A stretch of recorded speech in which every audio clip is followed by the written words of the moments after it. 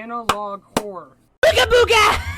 A genre that was once an amazing revelation in horror has started to become stale in recent ages. So many of them do the exact same thing, and you could probably just take a bingo board and you would probably get a bingo by about 3 videos into that series.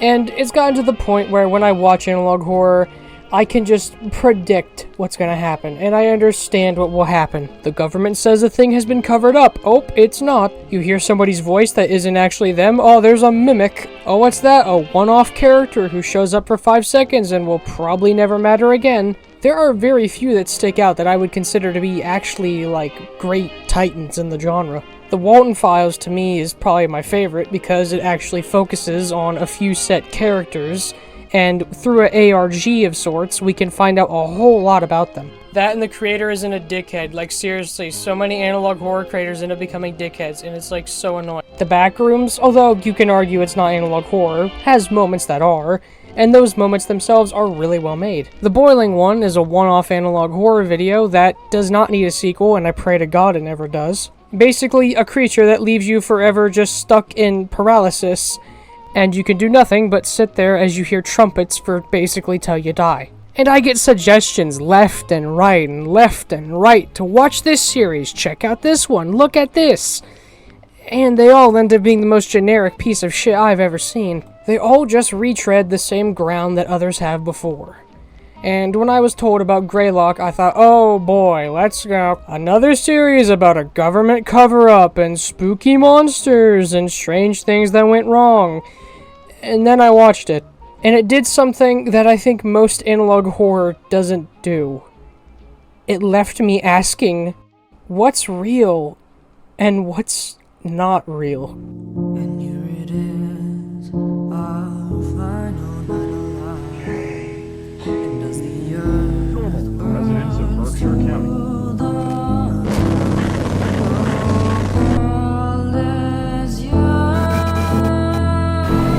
Give the measurements to see exactly.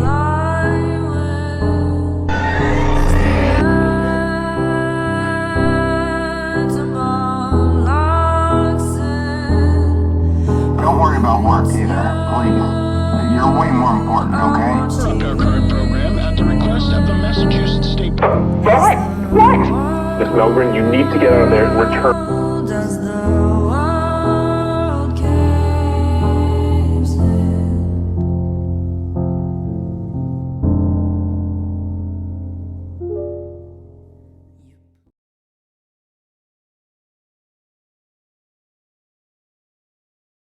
The first video, or tape, is tape 1. Back online.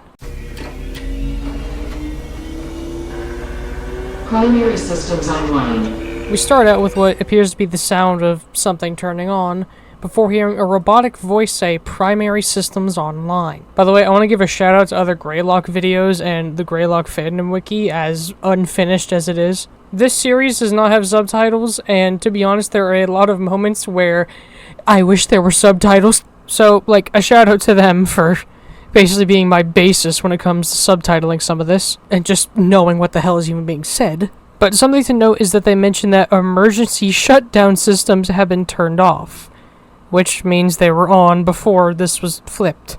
We're not able to know how long this place was offline, because the time code ends up just being an error. But we are able to see that this person is doing all of this at about 1 p.m., at least if you were to translate that timer to military time. And then we're told what this facility is for. Welcome to Civil USA Enhanced Access Operations. Please enter your clearance credentials. Error. These credentials are not recognized. Clearance credential requirement overridden. Administrator privileges granted. Welcome back, unknown user ID. What would you like to do? Accessing archival storage form, GBA. Data extraction initiated. As the data extraction completes, we see more and more shots of this place and just see the pure ruin it's in. Once it's finished downloading, though, it says it's being extracted to error and then cuts off, and the video just ends. Alright, well, if you have your bingo boards, you can mark off a lost tape for episode 1. I'm joking. Like, yes, this series follows some tropes, I will admit that, but I'd like to think its story is unique enough to where I can kind of put that to the side. So already we are left with a few questions. Who is Semiodyne? Why is this place abandoned? Why was the emergency protocols turned on when he got here? Could that possibly be connected to, you know, it being so decayed? And why exactly is there that other voice saying, I want to touch you? But more off, is that voice connected to the person who is presumably in here extracting data from a place that looks like it's been left to rot years ago? And then it brings up the question of their goal. And then something a bit minor that some of you may have not noticed, but during those few glitches that occurred, if you look closely, it says that the camera that's glitching out is trying to access the morgue. Assuming this is just some sort of office, there's no reason for it to have a morgue. Unless it's possibly a research place that researches what happens to dead people. Maybe that's what Semiodyne is, a place to research things about the deceased. How maybe the morgue isn't even for dead people, just dead animals. Now, next up, let's just look at the camera footage, cause why is there what looks like a prison in here? More off, a prison for what looks like humans. Now, like, look, as of recording, I have a job as a janitor at a place that owns multiple different types of jobs and industries.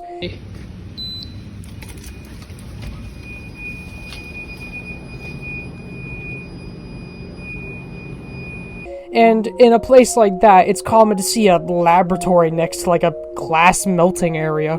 So perhaps this place is basically just multiple different types of places all in one, doing various types of research, and some of that research requires a morgue. Like I said, where I work, there are multiple types of things there. I go from cleaning a room with insulation to a room that is just full of like barrels and pieces of marble. So the concept of this place having multiple types of locations like this isn't out of the field here. But also, we're in a horror series, so let's be honest, a morgue is not a good sign of things to come.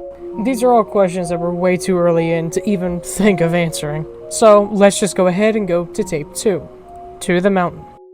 Dear believers, when men pursue evil, it is evil that they will find. Mark my words, there is no good that can come from the pursuit of darkness. We see the perspective of presumably just a dash cam as somebody's driving down a road. In the background is somebody talking about the Bible and religion and putting their goddamn heart and soul into it. We are specifically hearing Charles Spurgeon go ahead and recite the book of Matthew, although his wording is just a little bit more different than the book. The overall point of it is that basically people are often tempted to sin or deviate from God for good promises. As it specifically talks about, in at least the book, Jesus being tempted to listen to Satan. Basically, don't fall into temptation. This is what we call foreshadowing. We are not to enter the thicket in search of the lion. We may pay dear.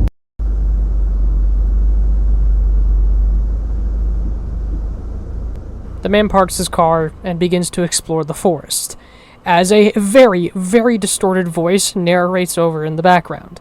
And I want to just thank Nowhere Found for fucking translating this. I mean, listen to this.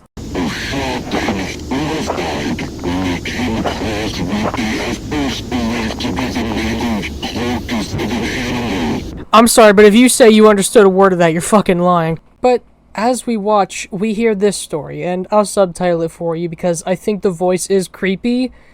It's just so hard to understand.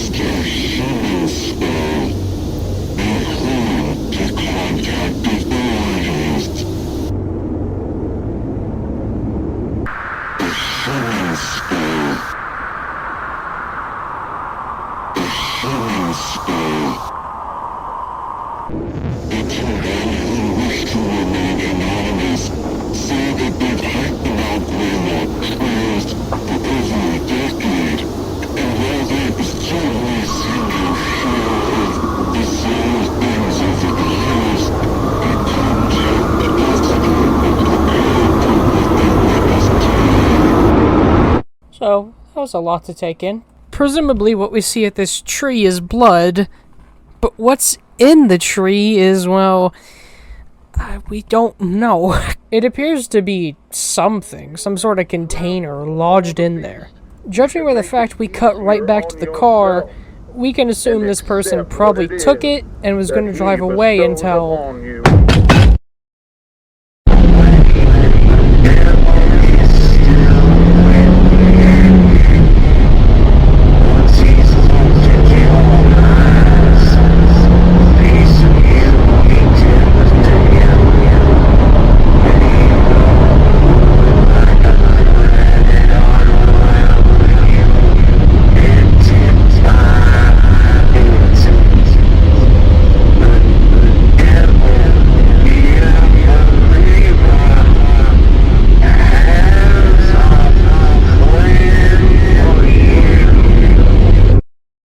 whatever the fuck there happened. It would seem that the person, I think, made it out. A lot of people keep thinking that what we see driving at the end was somebody who hijacked the car, and possibly whoever was banging on it was the hijacker getting frustrated at the radio. But I think it was the person driving, stopping, after seeing something out of the corner of his eye, and then once he went to investigate it, had this thing, or someone or something, banging on his car door. He then promptly booked it out of there like a normal human being, and I think that this episode has some sort of tie with the first one. We had somebody in the first episode going into a facility and gaining access to some files, and now we have some guy going into the woods and taking what looks like some sort of storage container out of a tree. A part of me thinks that the two people here might be the same. There's no real evidence to back up this claim, at least with what we've seen so far. But I mean, if somebody's gonna go into a facility, then they're probably fine going near a tree covered in blood. But for the time being, we really don't know what the hell was banging on his car. But something that we do know, right here in this next tape, is some of the data that he recovered. Tape 3, Orientation Protocols.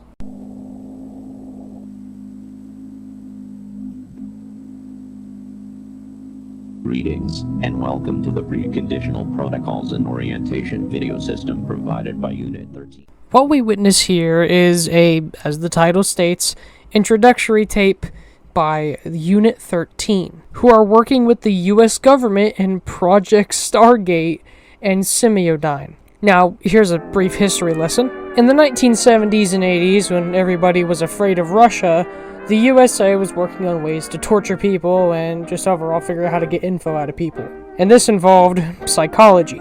So, Stargate was basically just a big project on trying to study how people's brains worked. However, they mostly tried to study psychics, and got basically nothing out of it. It was closed 20 years later when people realized, like, yeah, you know what? This means nothing. But this alone gives us a date for this series. Sometime between the 70s and 80s. So basically, Project Stargate and Semiodyne are working together to create Unit 13. Does that make sense? I'm gonna warn you this now, this series tosses names left and right. Speak of the devil, we also have a character's name. This tape is apparently meant to be viewed by one specific person. Alexander Michael Marsh. You know that shit's important when they say the full name. Also, we can notice that the tape itself was created on January 2nd of 1993. But specifically, we're introduced to a concept called thought forms. These things are, by all basic definition, a tulpa, or things created by the human mind just imagining them. And these aren't like your thoughts being just turned into something. No, these are your thoughts being turned into sentient beings and or objects. And everybody can see them, not just you. Like, they basically exist and walk with us. However, these things usually have to be thought of under certain circumstances. Either a group of people imagining one being, or someone who's going through intense emotions imagining a person. These thought forms, when initially created, are almost a ghost in a way. They kind of just like flicker in and out of existence when they're initially created. The tape itself literally compares early stage thought forms to being ghosts. While the thought forms are in this much more ghost-like state, you can contact them through Ouija boards, ghost boxes, whatever the fuck they're called. These early stage thought forms could mess with some lights or even speak to you as a way to respond. And the tie between ghosts and thought forms grows only stronger. You see, Unit 13 suspects that what we perceive as ghosts of the dead, like if somebody in your family died and you think you see them in your hallway, they're thought forms.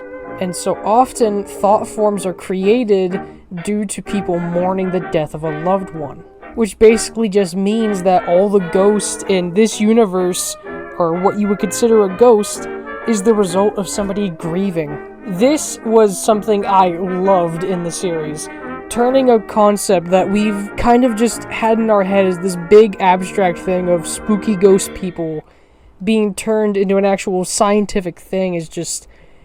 I don't know, it stuck with me. But anyway, should a thought form exist for long enough, or be thought of for long enough, they go from this apparition-like state to a real, physical being. The tape is basically just telling us that Unit 13 is trying to study thought forms. And not only that, but figure out how to create them better and faster, and also see if maybe they can provide benefits and aid to us. Because you see, to create a proper thought form into a physical being, it would take a lifetime of thinking about something or grieving about somebody. And most people, although they can grieve for long, do eventually move on. But luckily, somebody named Dr. Bernard Hayes, and we don't get to see his face, he helped to create the Thought Form Manifester. This thing, granted that your thought form is from the deepest bits of your brain, can basically instantly turn them into a physical being. However, they only use this on willing participants because there's a big list of side effects. But it can create people with weird faces, very strange looking animals, or even turn basic emotions into just like glowing lights, which, once again, I love how this connects spooky ghost video shit with science and all that, because in a lot of ghost videos, quote unquote, you see like floating orbs, and I like how they kind of try to point out that these floating orbs are actually emotions made into a being. Like, bro, oh my god, I love this series! However, not all thought forms turn out looking pretty. They can turn out looking disturbing. The tape then begins to glitch right as they mention that these thought forms are totally nice as long as you aren't mean, and are also capable of physical touch. This is what we call foreshadowing. After you're done with your operation of creating a thought form, somehow Unit 13 contains it. Right as they're explaining how they do that, the tape distorts, and so we just don't know, but somehow they contain these things. The tape then ends, but explains that this was just an introduction, and in order to create the most accurate and best type of thought form, you need to train your brain.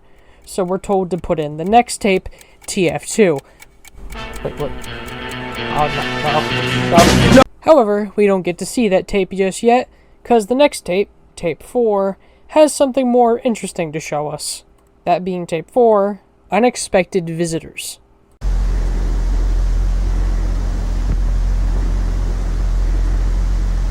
Tape 4 begins, and I can only describe it as a meat sleep video. I just realized, like, half the viewers watching this probably don't know what that is. I feel so fucking old, man. But I mean that as in, it feels like we're watching the footage of somebody stalking someone. This person just putting the camera through the window and staring into the inside of a house at night. Eventually, they go ahead and put the camera down and take out one of the windows. Whoever's recording then goes into the house. The person explores and then reaches stairs leading to a room.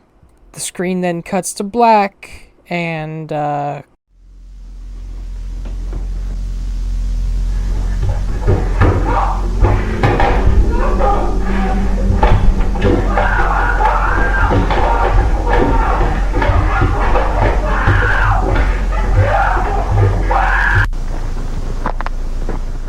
okay, so, like, what just happened? Now, presuming that what we see is still the cameraman from earlier, this implies that the cameraman went into this building, killed presumably some random woman, and then just left.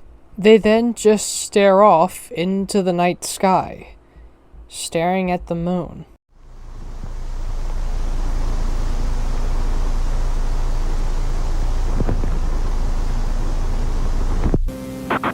I'd like to thank my producer, my writers, my director, my friends, and you, the ordinary people who made me what I am today. Next Headroom premieres after moonlighting tomorrow. They did love me.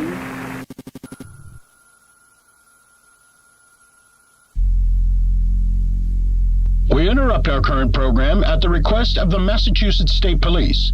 This is the emergency broadcast system. This is not a test. The emergency broadcast basically informs us that across the entirety of Massachusetts, hi, post-editing Aiden here, I forgot to mention that this series takes place in Massachusetts and thought I had. So, the more you know.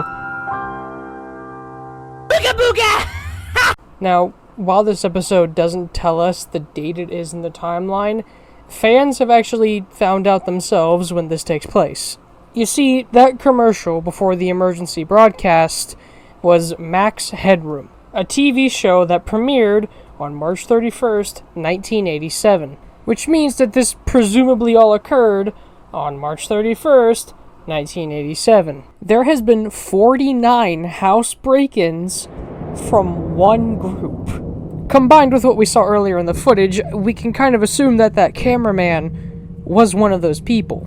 Which I have to say is actually something unique, I think, in an analog horror series that I haven't seen done before. The bad guy recording the footage. Most analog horror has a random innocent person or the protagonist recording everything. This was the bad guy recording everything. Which I have to say, I literally cannot name any other analog horror series that has done that. The attacks are random, they don't know why who's being chosen is being chosen, and advise that if you are home, lock your doors, get a gun, and stay up in your attic or basement, or that if you're at work, to stay at work until this is all solved out. They don't know what any of the assailants look like, and I just want to mention that assailants, we saw footage of one guy. It could be that there's multiple people in one group attacking a bunch of houses at once, but if not, then damn, this guy is talented. But after so long of this emergency broadcast going on, we cut to footage of another person recording, not the house intruder from earlier.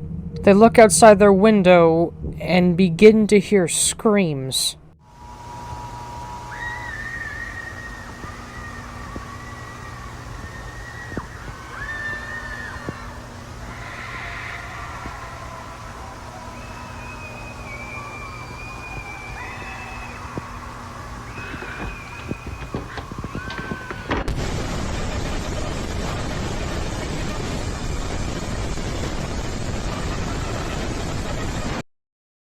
Now, let's go ahead and look frame by frame at what the hell we just saw at the ending there. We see what looks like the face of somebody who's been skinned.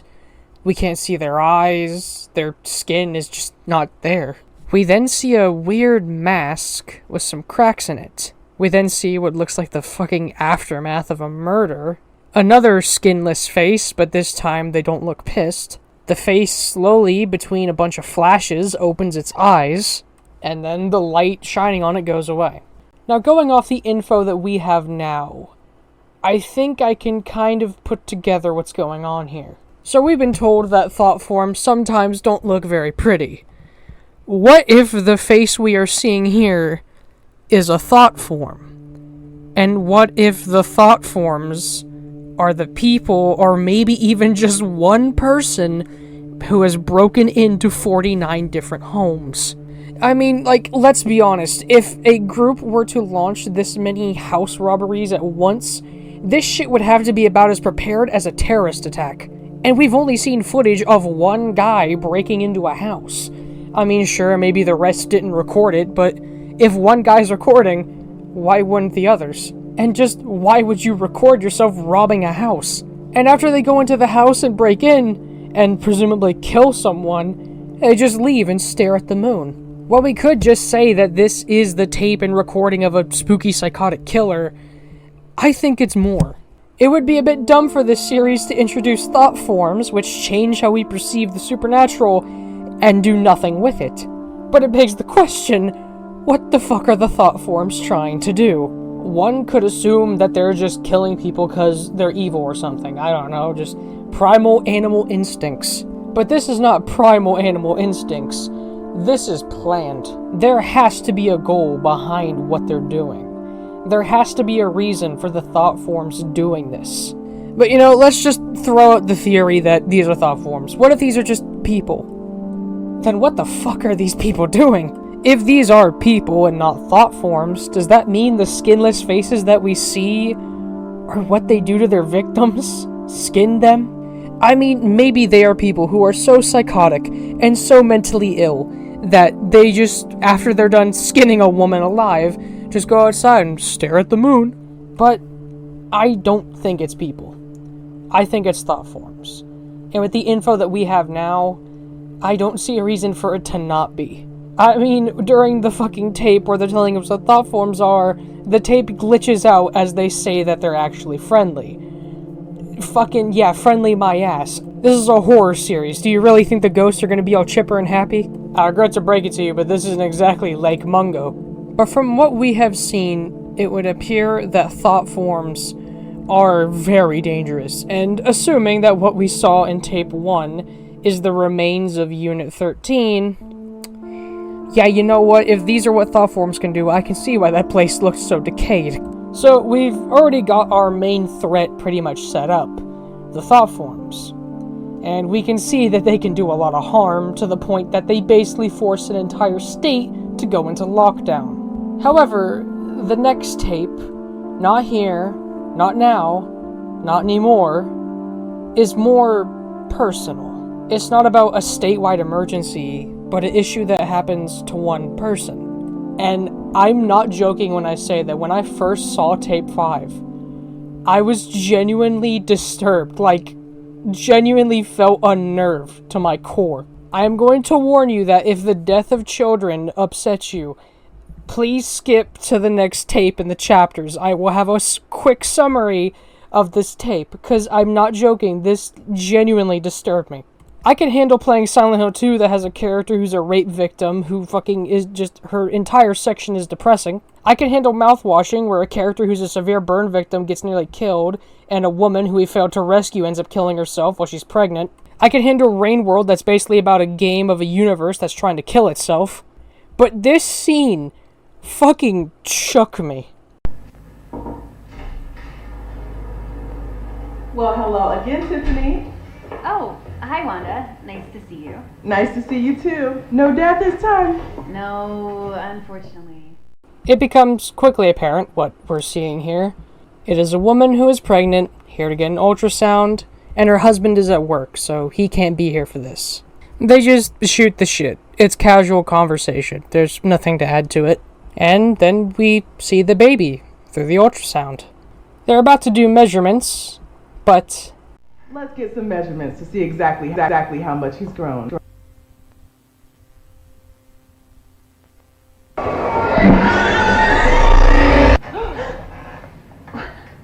What was that? I don't know. I've never seen that before. Maybe something to do with the power. Oh. Okay.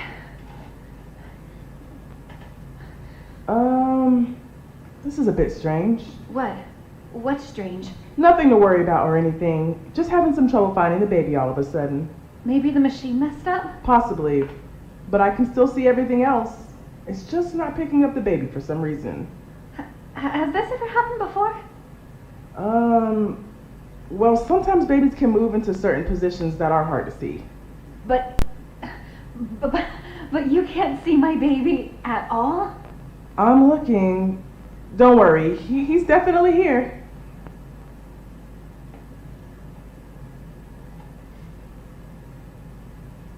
You know what? Why don't we just see if we can borrow another machine, okay? There has to be something wrong with this one. I'll be right back. Okay.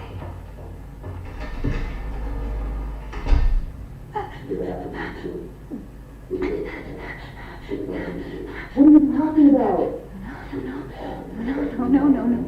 This can't be happening. Your baby doesn't go in the bar? That makes no sense. I know. Is it happening? What happened? Right now.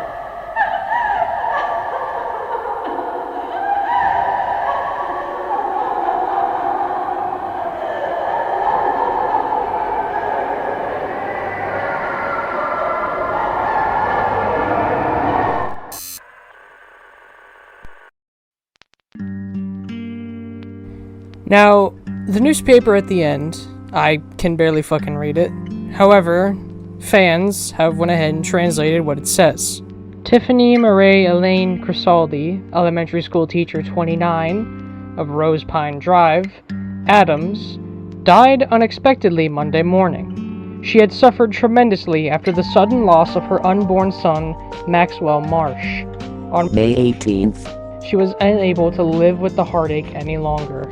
Born in Windsor, Massachusetts on May 20th, 1958, she was the only child of Harrison and Kathleen Crisaldi. She attended school in Adams, Massachusetts, and graduated in 1976 from Grand Hill Regional High School among the top of her class. She went on to graduate from North Adams State College in 1980 with a degree in early childhood education. During her freshman year of high school, she began dating Alexander March, the man who would become her, and it's just ineligible, isn't it? But we can assume that she was probably either dating him or planning on marrying him, because as of now, they don't have the same last name. And not only do we have that, but right when the ultrasound is distorting, we can see really quickly a brief flash of a newspaper. Bizarre event leaves Berkshires in terror, authorities mute. It's hard to make out, but it seems that apparently the police didn't do a lot when those break-ins were occurring. But also, for a brief frame, we see that same mask that we saw in the last video, which might imply that somehow those two are connected to these events. But enough about that. We just witnessed a baby get fucking deleted out of existence, and the fucking mother's reaction is justifiably terrified.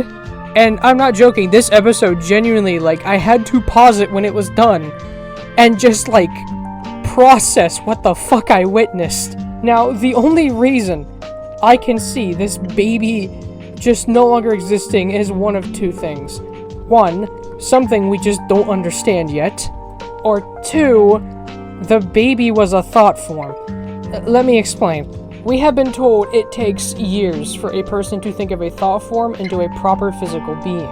Keyword, think. You don't see your thought form, you don't hear from them, you just think about them. And fun fact, if you think hard enough, you can, in fact, feel things. That's what we call a hallucination. What if she wanted a baby so bad, it became a thought form, and then when she was no longer thinking about it, but just seeing it, that prevented it from existing because she stopped thinking about it. However, there's one thing to contradict this theory. From the research I've done, a baby usually starts to kind of kick around 16 to 25 weeks. Your baby bump, the belly that you get from being pregnant, shows up around 12 to 16 weeks. Wouldn't she have a baby bump? And wouldn't seeing that make you, I mean, maybe thought forms work in ways we don't understand. I mean, what we were given in tape 3 was a very big summarization for the sake of just knowing what a thought form is. So this could be a thought form manifested into a baby in the womb, and then just somehow, in some way, it stopped existing. But needless to say, this episode, at least to me, even with every other episode combined, is probably the most horrific one. I said it like 9 million fucking times in my Walton Files video. I always found horror that talks about a few set characters to be much more horrifying than broader horror stories like The Backrooms or Mandela Catalog, which are about like entire planes of existence and fucking an entire state being attacked by a group of mimics. By the way, for those of you asking, no, I will never make a Mandela Catalog video. Alex Kister is seemingly still controversial, and I'm going to be a fence sitter and just not make anything about that series. Also, I can't lie, I think some of the later Mandela Catalog episodes suck ass. Anyway, back to Greylock. Now, while it's never directly stated, her death being on March 31st might be connected to what happened in Tape 4. Let me explain. Tape 4, as the fans found out, presumably takes place on March 31st of 1987. Well, her death was on March 31st. Even if her death isn't connected, it brings up something interesting on how both of these events occurred on the same day. Something else real quick to note that is very interesting is that the name of her partner, Alexander Marsh, is the same name of the person who was meant to see the orientation video. And he watched that tape on January, which means this happened before he was ever meant to see this tape. It's kind of strange. Perhaps him losing his daughter is what made him join this project? A kind of morbid and messed up way to look at it is that maybe Alexander wanted to be a father so bad that when his girlfriend committed suicide after it turned out that what they thought was a real daughter was a thought form, he wanted to make a thought form to make a daughter, and thought that working for a project that lets you manifest these better would help. You see what I meant by names are kind of important in this series? So Alexander Marsh could have presumably, after this, went on ahead and joined this project to try to have a daughter again, and this time one that wouldn't disappear in the womb. Or perhaps, this one's a bit more depressing, was that maybe he tried to join the project to recreate his girlfriend as a thought form. We don't know why he joined the project. For all we know, it could have just been they paid him a lot of money. But I feel like there's a reason you would join a project related to something that affected you in life. What I'm trying to get at is this scared me because it was about one character, and because of that I could resonate with it about 50 times more. Also, looking at that bingo board, I think we could check off a few more things. But it would appear that thought forms are affecting people in ways that you couldn't even possibly imagine. Babies that you just think will be born no longer exist. People can imagine beings into existence that suddenly try to rob nearly 100 homes. Thought forms appear to be malicious. Whatever the fuck Unit 13 was saying about them being friendly was a goddamn lie. And what's left of their facility, presumably their facility in Tape 01, you can kinda see why that place looks so abandoned. Now, before we move on to the next tape, I want to mention something odd about Tape 05 and most tapes from here on out. They start getting messages in their description. And this one says this: "Do you know what they did up there? These are the consequences." But with this, we move to Tape 6, Sleeping Dogs. Humanity has fought tirelessly passed through a great many trials of intellectual fortitude to achieve but one singular goal. Episode 6 begins by giving us finally a voice and a face for a character from Tape 3, Dr. Bernard Hayes, the person behind the thought form manifester. While we don't really know what he's exactly talking about or where he's at to give this speech, he's talking about psychology. Specifically, on October 4th, 1981, out in New York City. His speech basically talks about how everybody in humanity is working towards a goal of trying to be on the same level as God. He says this is a goal done by generation after generation, and then the groundwork is laid by more generations for them to then build their own groundwork. And there, on his apex of infinite knowledge and power, we were approach and look him in the eye as an equal.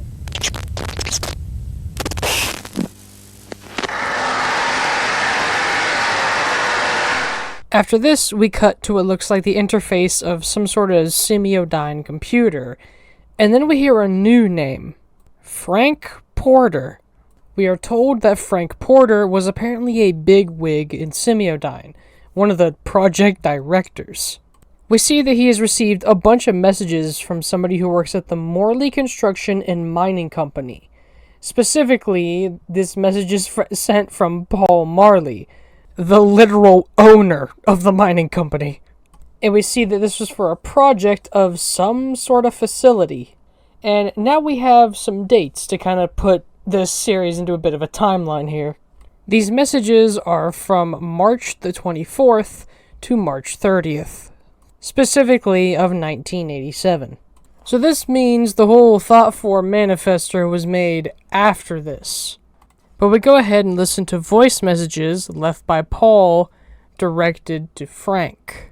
In the first message, Paul says that he has found tunnels with his crew inside of Mount GREYLOCK. Get it? The series is named after where it is. He states that there is very clear signs that in these tunnels, some sort of ancient culture or tribe or people used to live here.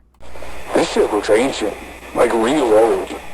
Some of the tunnels, though, were caved in, but he planned on eventually busting through it. He ends the message, but the next day, sends another. Apparently around the mining site with the crew, some sort of flu is going around. Some sort of sickness that's just so bad that people just can't show up to work. But the most strange thing, the cave-in that he mentioned that they were going to clear out was suddenly just fine. There were even lights hung up.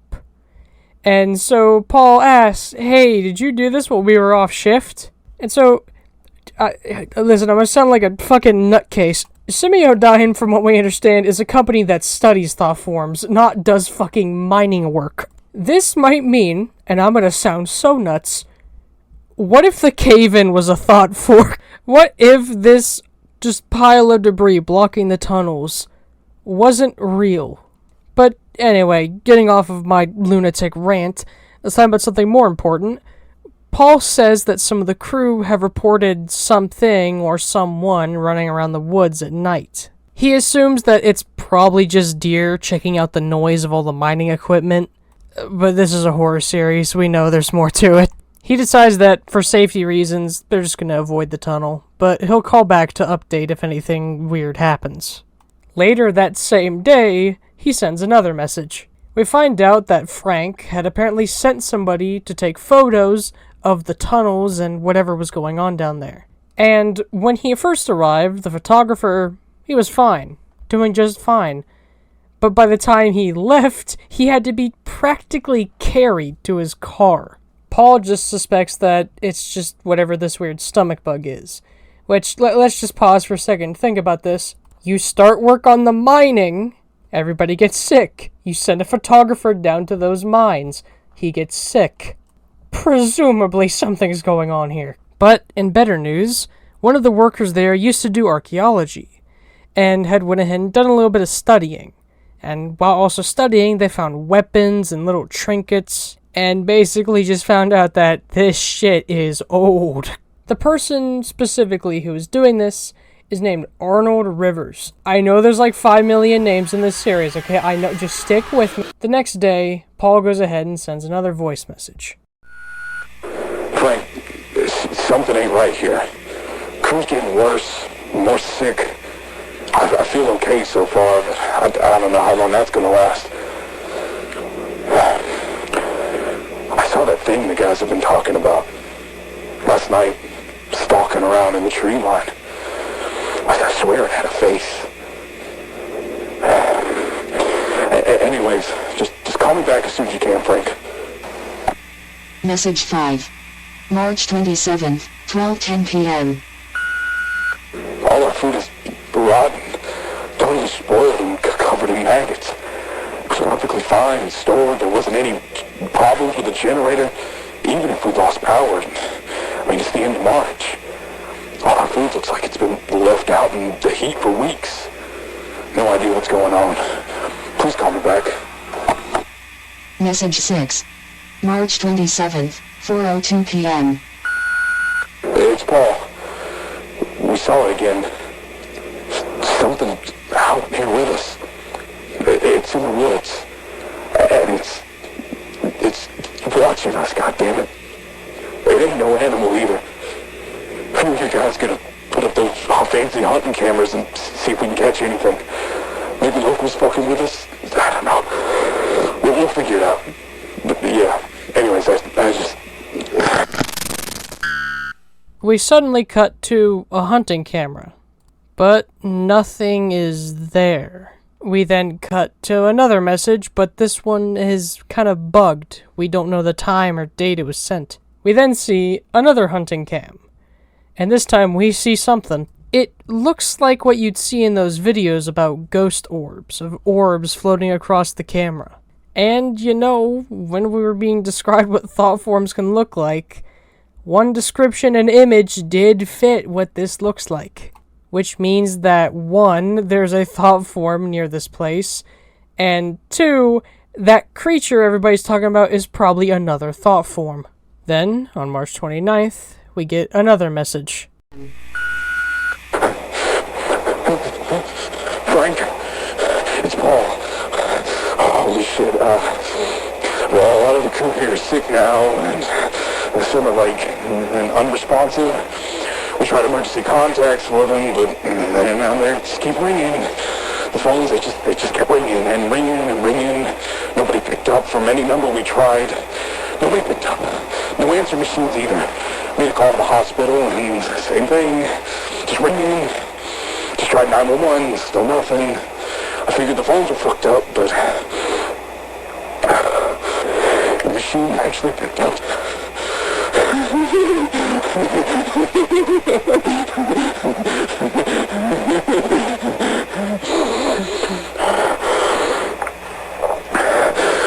I think I caught whatever's going around.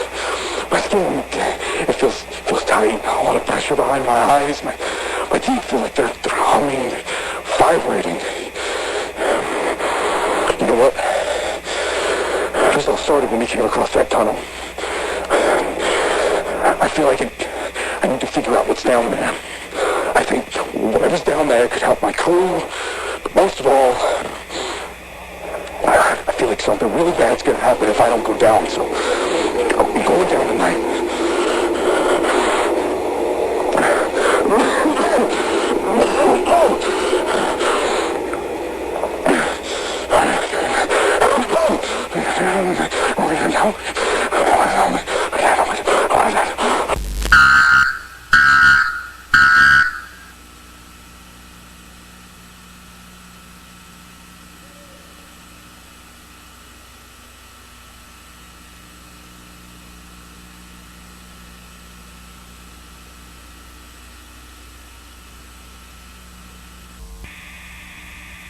Message 9.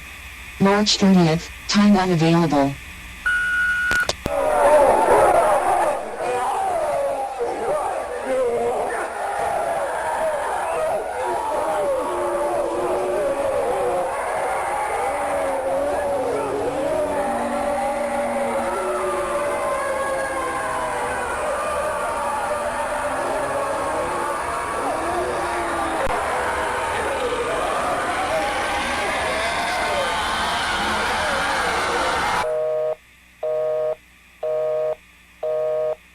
This is the end of your messages. The video then goes to black, before distorting again and showing a very bugged version of the hunting camera. And if you slow it down, you can see a very familiar face. It's that same masked face we've seen 3 times now. And the video ends. So, that's a lot to fucking take in. So, firstly, what the hell happened to the mining crew? Although you could assume the tunnels were responsible, and I do think they are, I think there might also be something else here at play. What if this is essentially a thought form disease? Okay, now listen to me. Have you ever heard of a phantom illness? Phantom illnesses are when, say, your friends get sick with, like, strep throat.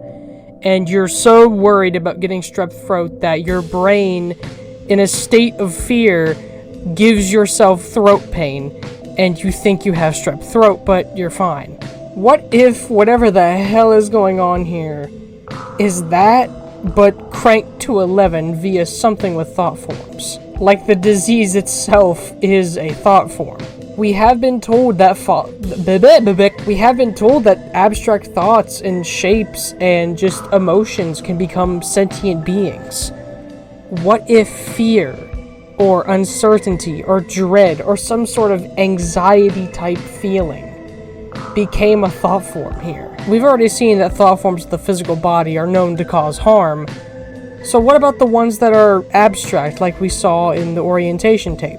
Perhaps because these ones aren't physical, they mess with you psychologically. However, how would that explain what happened to Paul at the end? Unless perhaps he dug at his own face out of just pure insanity? But perhaps because this is an illness made by a thought form, it is just insanely cranked to the max. It's weird to explain, and I don't exactly have evidence to back this up, but I mean, this has to be tied to thought forms in some way. And 3 more things. Why did Frank never call back? Why did the police never call them back either? And what does this masked being have to do with this? With Frank ignoring him, we could probably just chalk this up to Semiodyne being a kind of shitty company. Perhaps the dude fucking died. I mean, you've seen what they try to study and contain. I wouldn't be surprised if he just died at work one day. But assuming that Frank was alive, he was purposely ignoring these calls, or was somehow busy with something else. Which may not be unlikely, because he is described as a project director. But it's strange that the only phone that worked, when every other phone line wasn't, was Frank's. This makes me think that Semiodyne has some sort of connection, and I'm gonna sound like, once again, a conspiracy theorist here. What if Semiodyne cut the phone lines to these guys? Like, they blocked their phone signals or something, or did something to prevent calls from going out.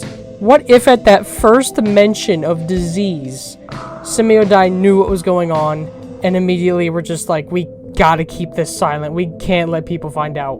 I mean, sure, they would just be a stereotypical evil corporation, but sometimes stories have those. Not every series is like the Backrooms where you can actually kind of argue, yeah, they're just kind of a stupid company. This might be a evil company.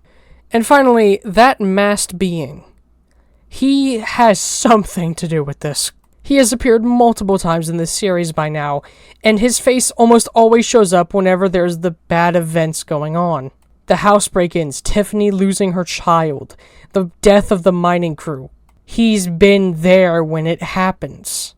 What if he's a sort of puppet master in a way, pulling all the strings, and somehow he's responsible for everything? Now, I want to take a random guess here, and for once I have evidence for a theory. What if this is either a higher being or a sort of king thought form? You might have forgot, but this tape begun with hearing the person who made the thought form manifester talking about meeting God. What if this thing is God, or some sort of godlike being, pulling the strings, making sure things go the way that they want, only their way? Perhaps there isn't necessarily a thought form, but just whatever this thing does. And it begs you to wonder if this thing has some sort of connection with the tunnels. I mean, everything went to shit the second they found the tunnels. Perhaps this creature, having some sort of connection, could sense them, or even maybe saw them in the shadows and said, "Get out of my sight. Get out of my sight." And then proceeded to just cast the bubonic fucking plague. As of now, this is the closest thing we have to a villain in the series, because it is very clear this thing has some sort of importance. So, my overall summarization and kind of theory here is that the mining crew hired by Semiodyne found something down there, and it was connected to this being at the mast, which we'll just call the Masked Man. The masked man, upon spotting or sensing them entering this tunnel, decided to basically cast some sort of plague. Perhaps the plague itself even being a thought form. It might have opened the tunnel just to toy with them, just to lead them in and mess with them. Semiodyne, possibly having maybe dabbled with this in the past maybe, noticed that shit was not going well, and immediately cut the phone lines and just decided to not respond to any of Paul's calls. Perhaps whatever the photographer recovered, or when they found the photographer ill, they decided, yeah, we gotta cut ties. Thus leaving the crew to get more and more sick until presumably all of them died.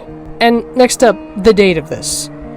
According to the death of Tiffany from tape 5, well, we don't know what year she died.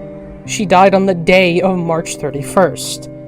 Everything in the mining crew went to shit on March 30th. All of this weird shit just started happening all at once. Presumably the house invasions just around this time too. It leaves you to wonder, what woke up?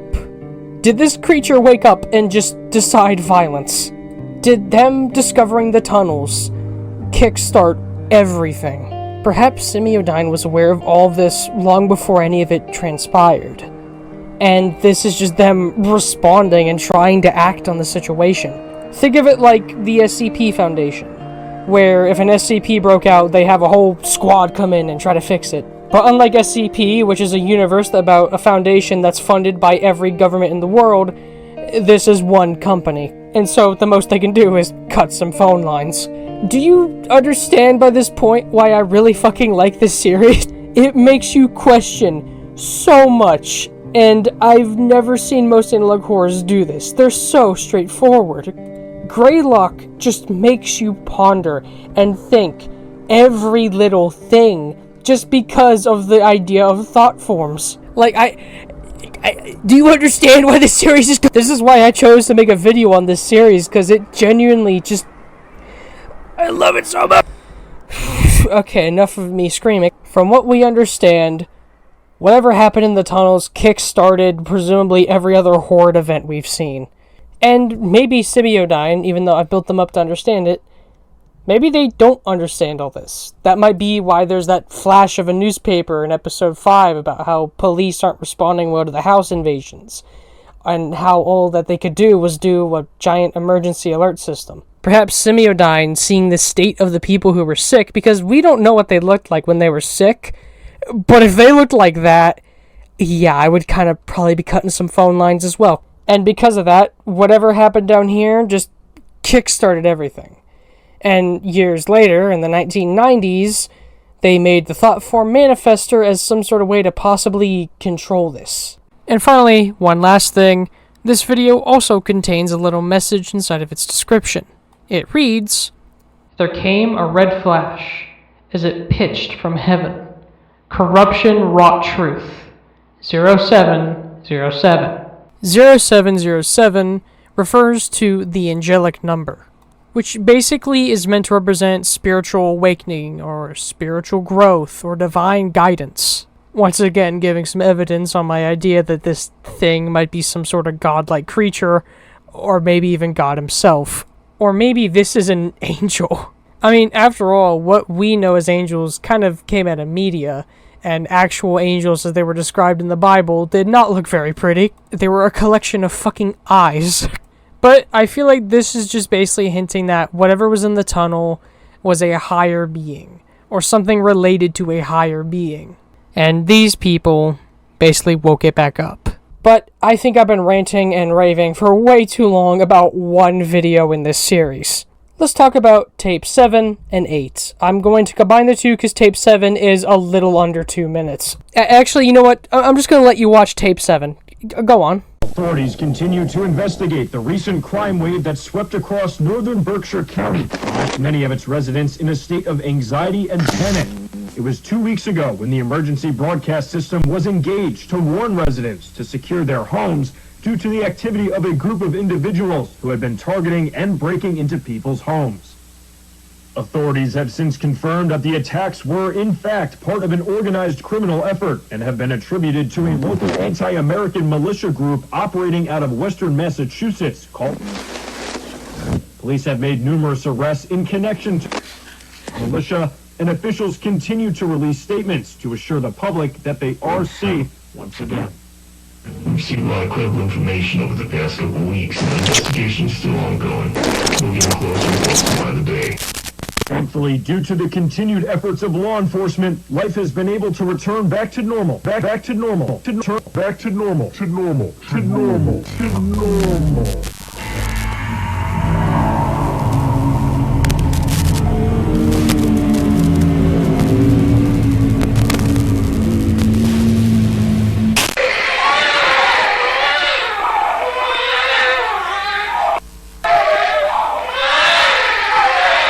Back to normal for residents of Berkshire County.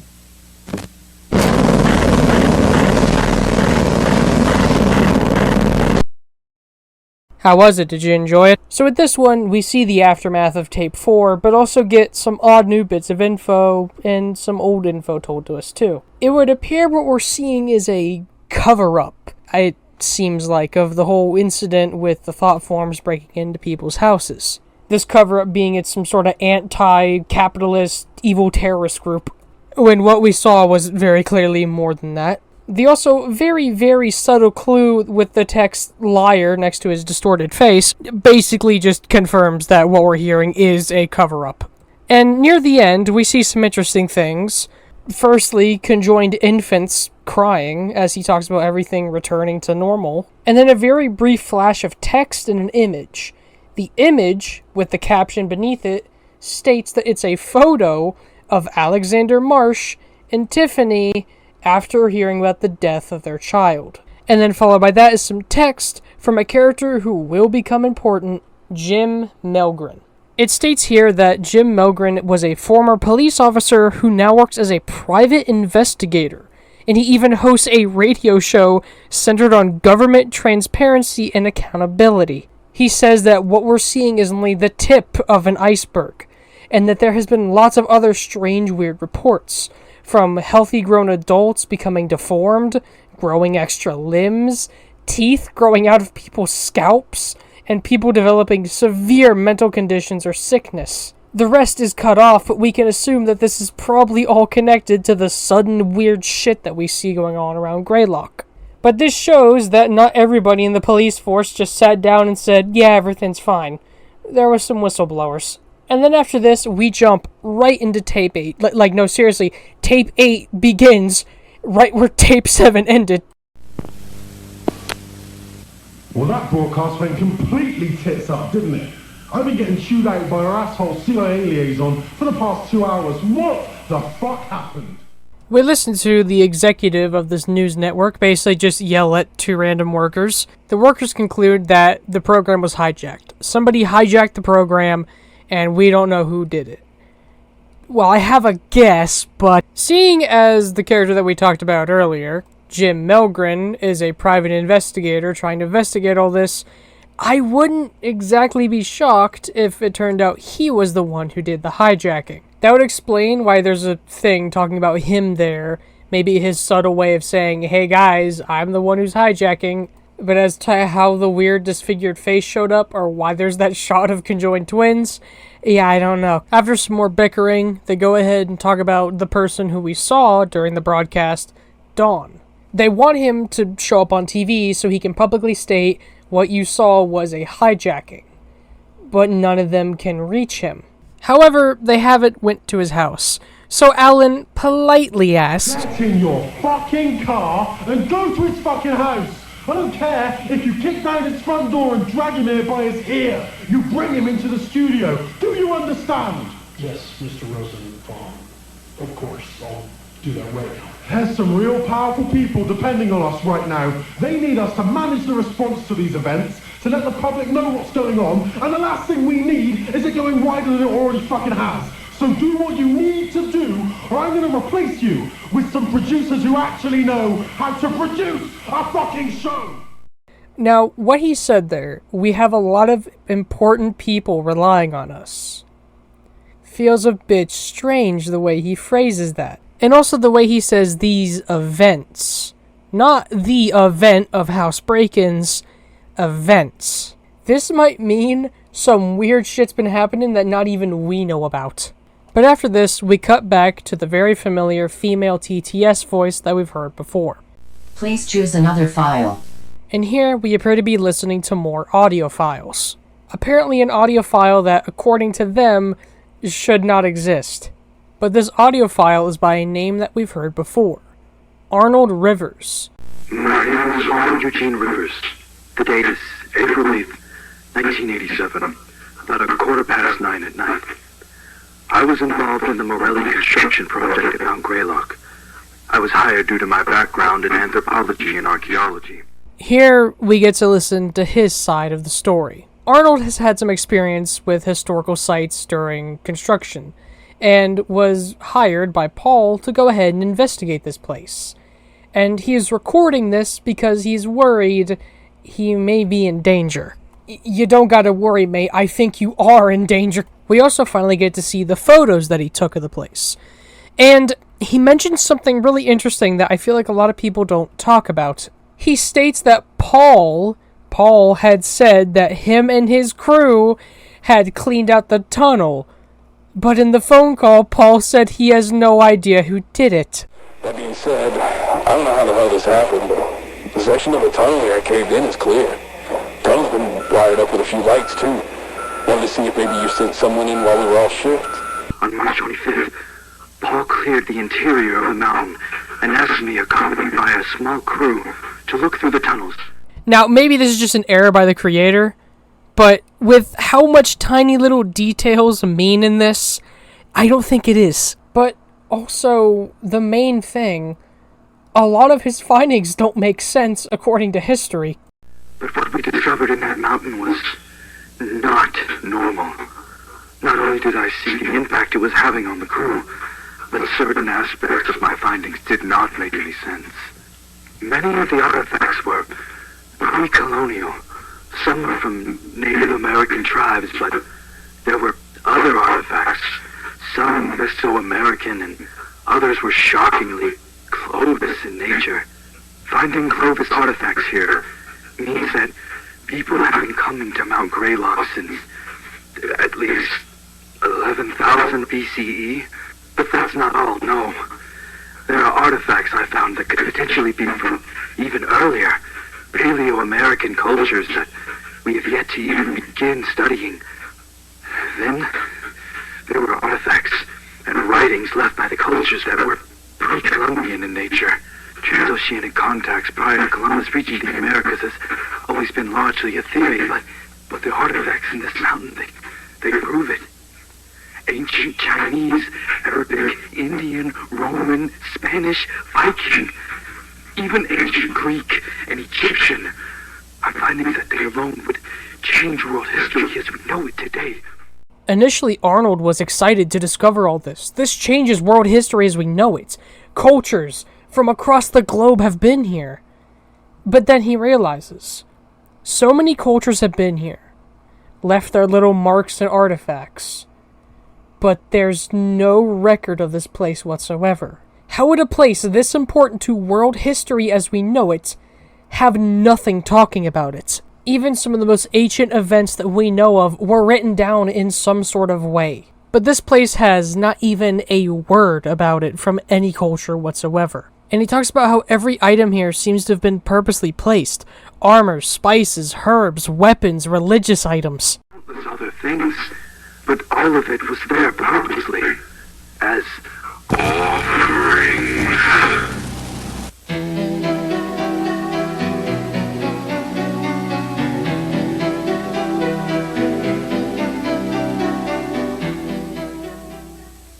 It was billions of years ago, when our planet was still mostly fire and rock, that a Mars-sized planet that had been drifting through our solar system collided directly with the Earth.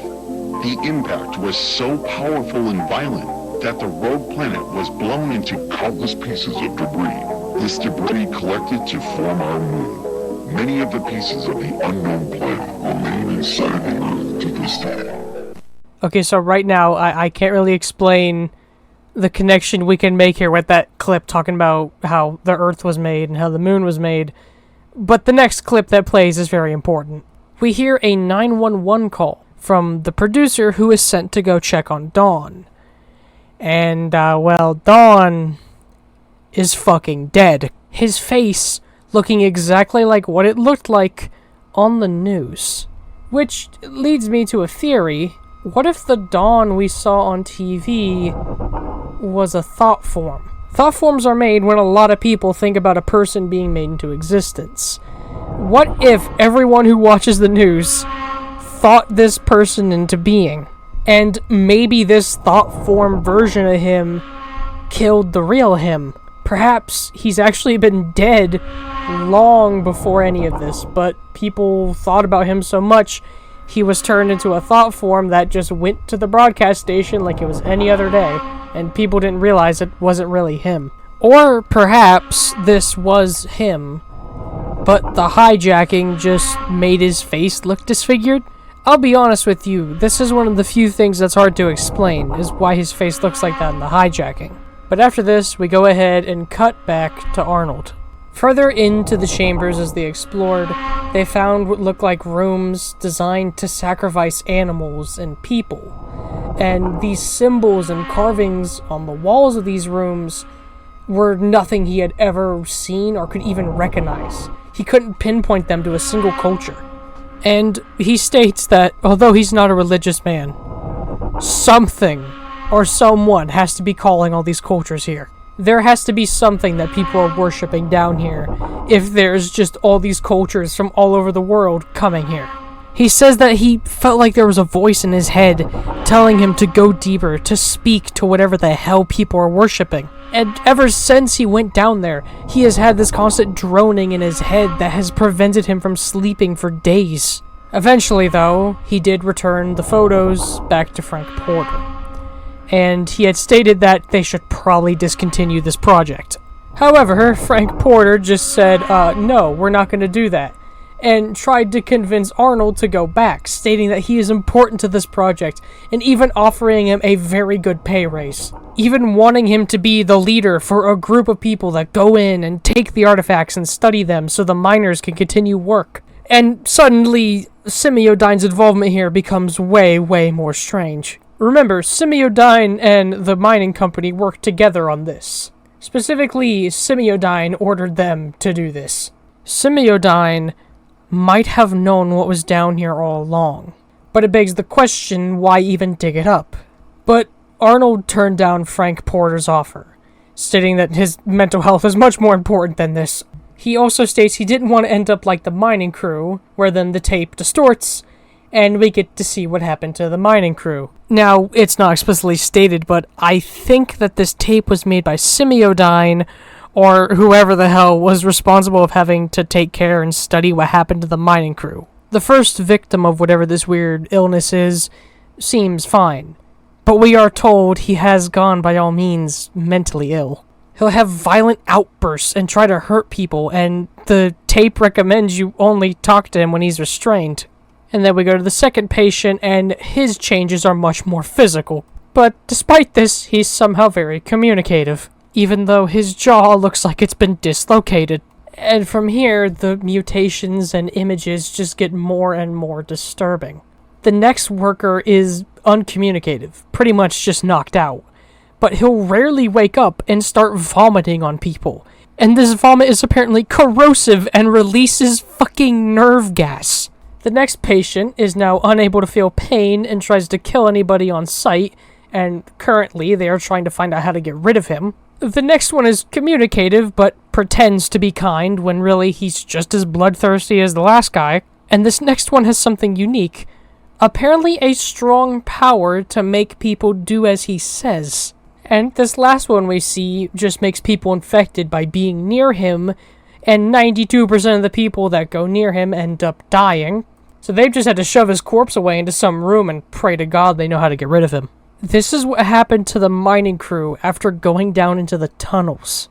What was going on with thought forms is starting to feel like a B-plot. While yes, I am certain that thought forms have something to do with this, this feels like its own can of worms. There is some sort of infection down there in that tunnel that people have worshipped some unknown god down in. And I'm genuinely thinking at this point that the masked man is either God or some sort of angel. possibly trying to punish the people for trying to go to this holy place. And I think that this god, or whatever the masked man is a thought form made by the people who worshipped whatever was going on in the mountain. This is what they worshipped. This being that can spread a disease like no other. But let's cut back to Arnold. Arnold states that upon refusing for a second time to go back into the tunnels, Frank Porter was oddly quick to accept it. He states that he's lucky to not be involved because whatever is going on has caused everybody near GREYLOCK to suffer. And this pretty much all but confirms that everything that we're seeing is the reaction of something to the people going into the tunnels. And we're given even more events and context about some of the shit that's happened. The home invasions occurred after this. A currently unseen and untold event about dead bodies that fell from the sky at Cheshire. And we're told that Tiffany, the woman who lost her baby after it mysteriously vanished, she was not the only woman to have this happen. This happened to multiple mothers. And the way he says so many other unexplainable things hints that even more weird things have been going on. In some sort of attempt to find out what's going on, Arnold has sent his findings to a private investigator. That investigator is Jim Melgren. Arnold then just starts to ramble about how he feels horrified that the government's going to kill him. That he's just being watched by someone or something. One example of this paranoia he mentions is that the other day he went to the grocery store, locked his door as he left, but when he came back, it was unlocked. But after rambling for so long, he says that he's starting to feel calmer now that he's gotten his thoughts out.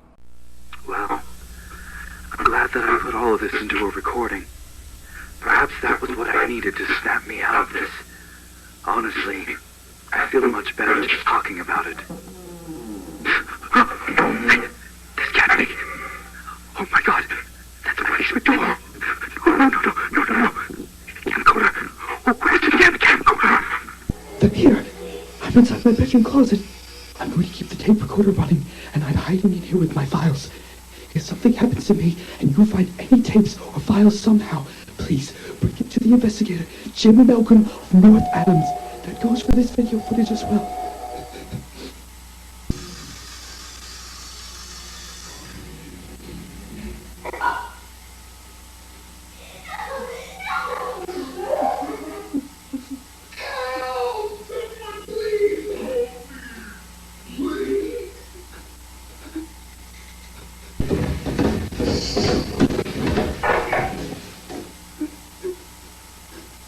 Come on out, it's the police.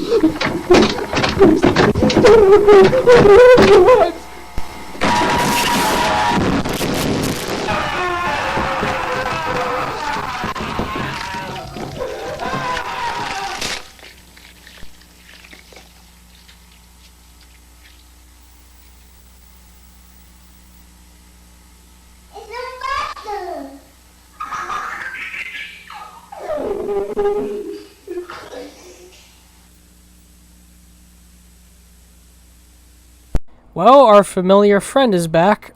So, there's a lot to deconstruct here. We've now seen what happened to the workers of the mining company, and needless to say, it looks like something straight out of a zombie game. Inside of this place was multiple cultures of multiple places worshipping one person or one god. And the main thing we don't understand here is, what the hell is Semiodyne's involvement? Everything about them related to thought forms is in the 1990s. We're still in the 80s, unless Semiodyne tried to respond to all of this, and that's why they've done so much research into thought forms. And that might be what this being right here is. A being made by multiple people's belief of a god. And maybe a reason actually that this masked man, that his face looks so cracked, is because he's been developed and thought of by multiple people's minds. Like multiple faces trying to merge into one. And these cracks are the literal cracks of it trying to do this. And also we witnessed the fact that this thing could somehow mimic a human voice. Hey yo, you can put that on the bingo. This might explain that segment earlier where it talks about how Paul was apparently the one who cleaned up the tunnels. Maybe that wasn't Paul. But this series has went from what looked like multiple thought forms or stuff related to thought forms trying to attack people to one thought form basically punishing people for going near it and trying to reawaken it. Perhaps the reason this thing was dormant was because people stopped believing in it, and so it was just dormant in the mountain. All of this weird shit that we have seen has all occurred after the mining operation. This being is most likely behind everything. All of the religious imagery that we've seen throughout the series all but kinda confirms that this is some sort of divine punishment from this being. The whole symbolism at the beginning on the radio show about how if we go into the lion's den, we'll suffer. In tape 6, the same man who made the thought form manifester is talking about us trying to be on the same level as God. The description of tape 6 talking about 0707 being a thing about divine guidance. This thing is beyond any sort of creature. It is some sort of divine being. But as of now, we don't exactly have anything to really confirm our theories or our guesses here. So we should probably just go ahead and, with what we know, move on to the next tape. Tape 9, Trojan Technology. And this one gives us a lot more insight into exactly what Semiodyne is doing. Accessing GVS properties. 101 WRAV FM radio station. Date of broadcast December 13th, 1963. Segment Announcement of the National Access Initiative. Beginning playback. In one of his first acts after his historic succession, President Lyndon B. Johnson's administration has announced an upcoming program that will revolutionize communication and bring critical home electronics into every American household. We listened to a radio broadcast from 1963. This story has backtracked even further than we thought. But basically, we're listening to a radio broadcast talking about how the president at that time, Lyndon B. Johnson, is creating the National Access Initiative. Basically, an initiative to try to put technology into people's houses. Things like computers, TVs, alarms, security cameras. And one of the people trying to help with this initiative is Semiodyne. Semiodyne's past goes far back. Earlier, we thought the mining expedition was like the furthest back we could go. Nah, we further back. But after mentioning Semiodyne, the tape glitches out, and we see a newspaper saying that President Kennedy, you know, the one before Lyndon Johnson, had actually said no to this initiative. And, you know, it's saying that and then cutting to his assassination. I think you can put 2 and 2 together here. We then cut to footage of surveillance cameras in people's houses. But eventually, they go ahead and have the president of Semiodyne USA, how do you pronounce it? Percival C. Rothwell. I definitely butchered that. I'm just going to call him Rothwell. They go ahead and have him deliver a little bit of a speech. The National Access Initiative represents a milestone in our nation's journey towards progress and inclusivity. It's a reflection of the American government and Semiodyne USA's unwavering commitment to empowering every American citizen, regardless of age, location, or income, with the tools and resources needed to thrive in the electronic age. 32% of American households still don't have a television in the house. This means they are less informed and are unable to respond to emergencies as quickly or efficiently. A much greater percentage of households have no smoke alarms to alert them in the event of a fire.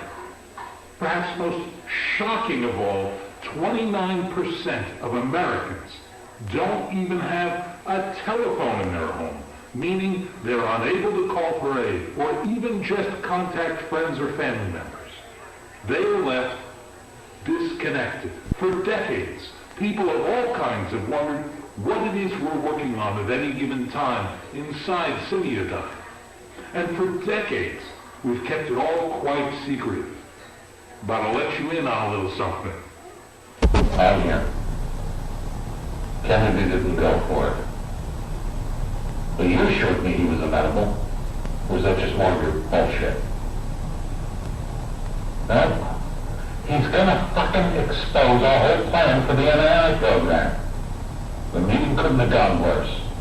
If that fucking Nick thinks he's going to expose Simeon, he's got another thing coming. But we're not the only ones he's pissed off lately.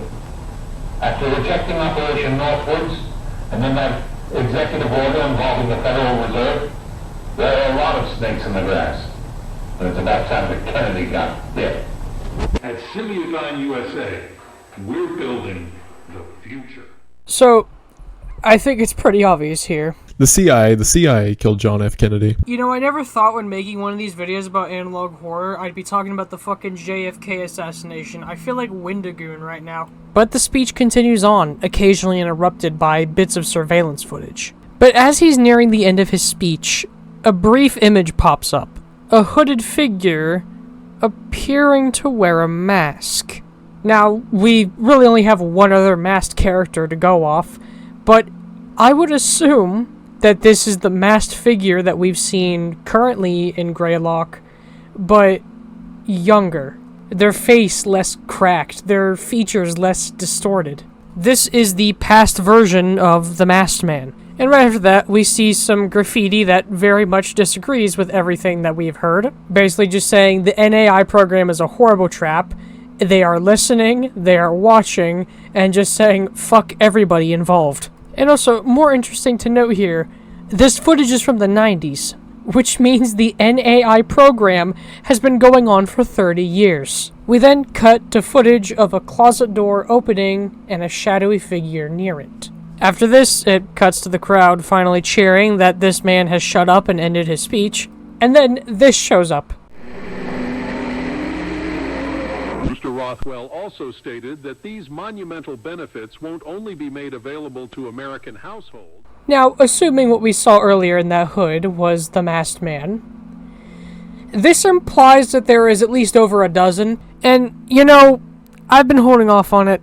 Let's talk about something from last tape for a second. In the last tape, they talk about how Earth was formed by the moon colliding with Earth, and then the moon was made, and the Earth eventually cooled down.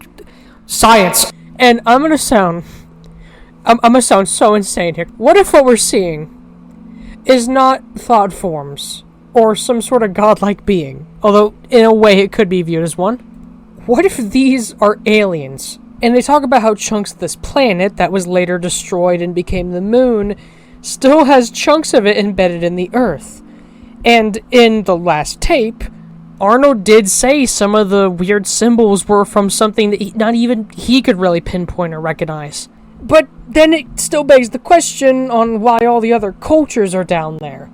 But it would at least provide an explanation as to what the hell the masked being is. If the masked being itself isn't just a thought form developed by multiple cultures, isn't just a being made by multiple cultures thinking about one god.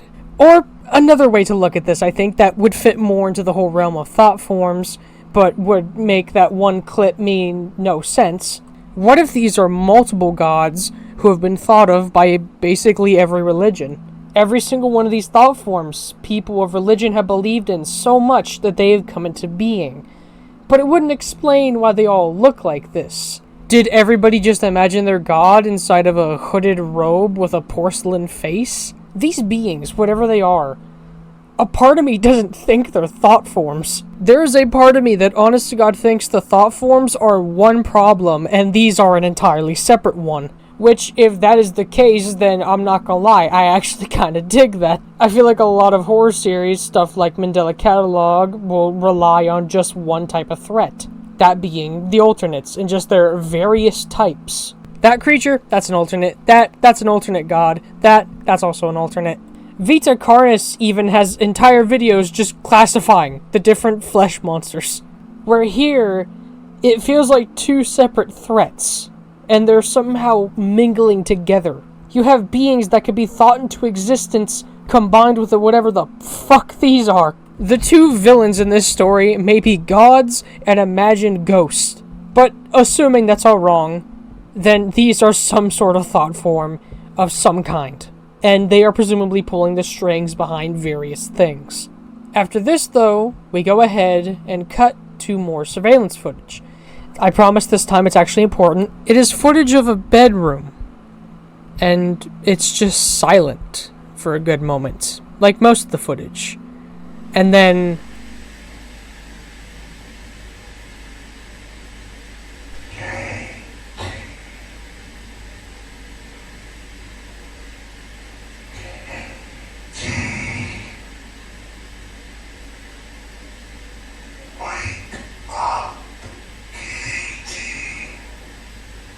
Hello?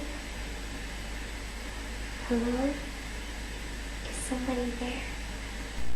we watch as this thought form talks to a little girl named Katie. And what makes this scene so terrifying is this child is presumably so young that they'll believe whatever they see.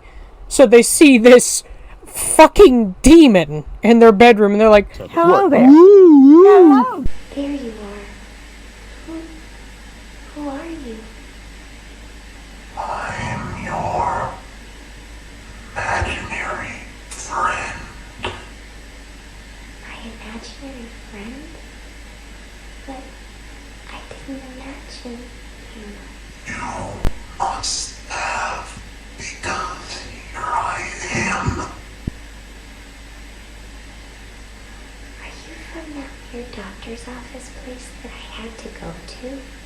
I think you might be right, Katie. I can't find my glasses, so I can't really see you. Oh, they're over here. Here, come get them. Then you'll be able to see me. Oh, thank you.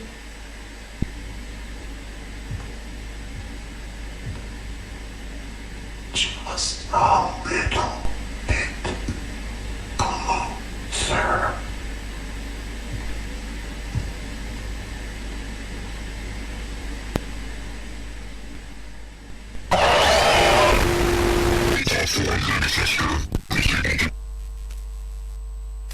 The Johnson administration went on to say that their current projections for a nationwide release are for some okay, so to just look at what the fuck we witnessed, that creature went ahead and killed that little girl. I mean, she's probably dead. Just listen to what they did to Arnold.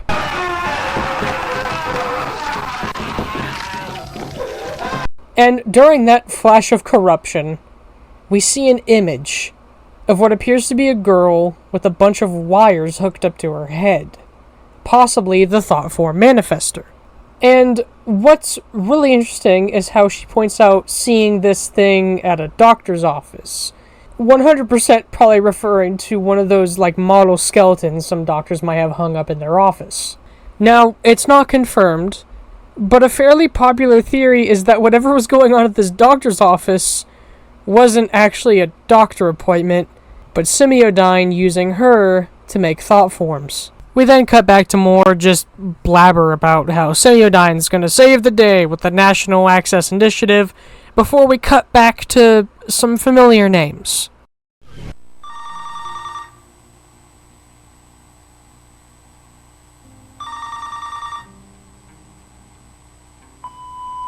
Hello, you've reached Alex Marsh and Tiffany Crisaldi. We're not able to get to the phone, so please leave a message after the tone and we'll get back to you as soon as we can. And with that, tape 9 ends. So let's talk about that JFK. CIA Actually, yeah, no, there's nothing to add to that. Didn't the government, like, didn't they release files, right? Like didn't they do it in real life also? So Semiodyne has been in the water for a hot minute, and they've done a lot of things and have done some shady shit in the past, making what happened at Mount GREYLOCK seem fitting. And we see through dates and some of the surveillance footage that even past the 80s, shit has still been happening. Semiodyne are still making thought forms, and people are still dying to them. And all those masked people, what the fuck are they? If there is nothing else we can extract from what I talked about earlier, then this just means that there's multiple masked men. Or if we really want to become a conspiracy theorist here, what if this is some sort of secret foundation, like, I don't know, the fucking Illuminati? The people pulling the strings in the background. What if this is them? And better yet, what if they're thought forms? What if the Illuminati is made up of people who were created by others' imagination? Saying that out loud has truly made me realize I have become the content creator I was very inspired by, Wendigoon. After taking him to the hospital, the men realized that the frozen guy that they had sitting in their bathtub was George Washington. Like the George Washington, the one and only. There has to be some sort of significance behind these hooded figures, because their face very much resembles the masked man. So they very clearly are related, and are some type of being that is very powerful.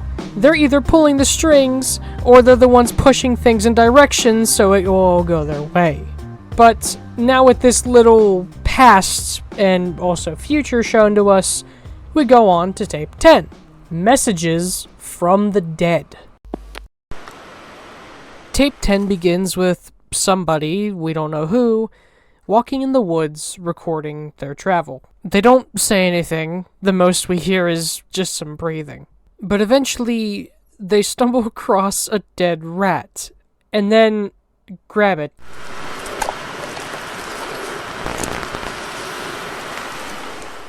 We then cut back to the phone that we saw right at the end of the last tape, and then we listen to voice messages from Alex Marsh.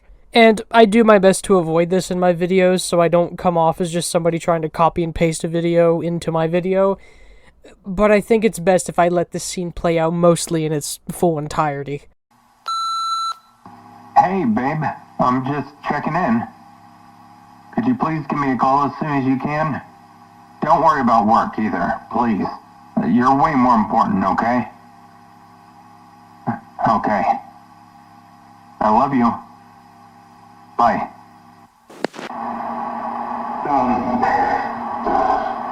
After we lost the baby, I stayed home for almost a month. We both took it hard, but I was just really worried about Tiffany. She seemed to only be getting worse with time. She spent a lot of time by herself. When it came time for me to return to work, we decided I would call home every day during my lunch break, just so we could talk and check in on each other. She always picked up the phone whenever I called. She knew it would worry me sick if she didn't pick up the phone. But this time, on that day, she didn't pick up.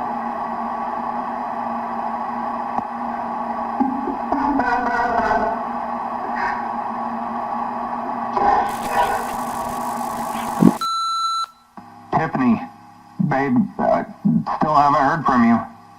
Hope everything's okay. You're probably just busy doing something, but we've been talking every day since I've been back to work, so, you know, just, I'm getting a bit worried, so please call me back, okay? Love you.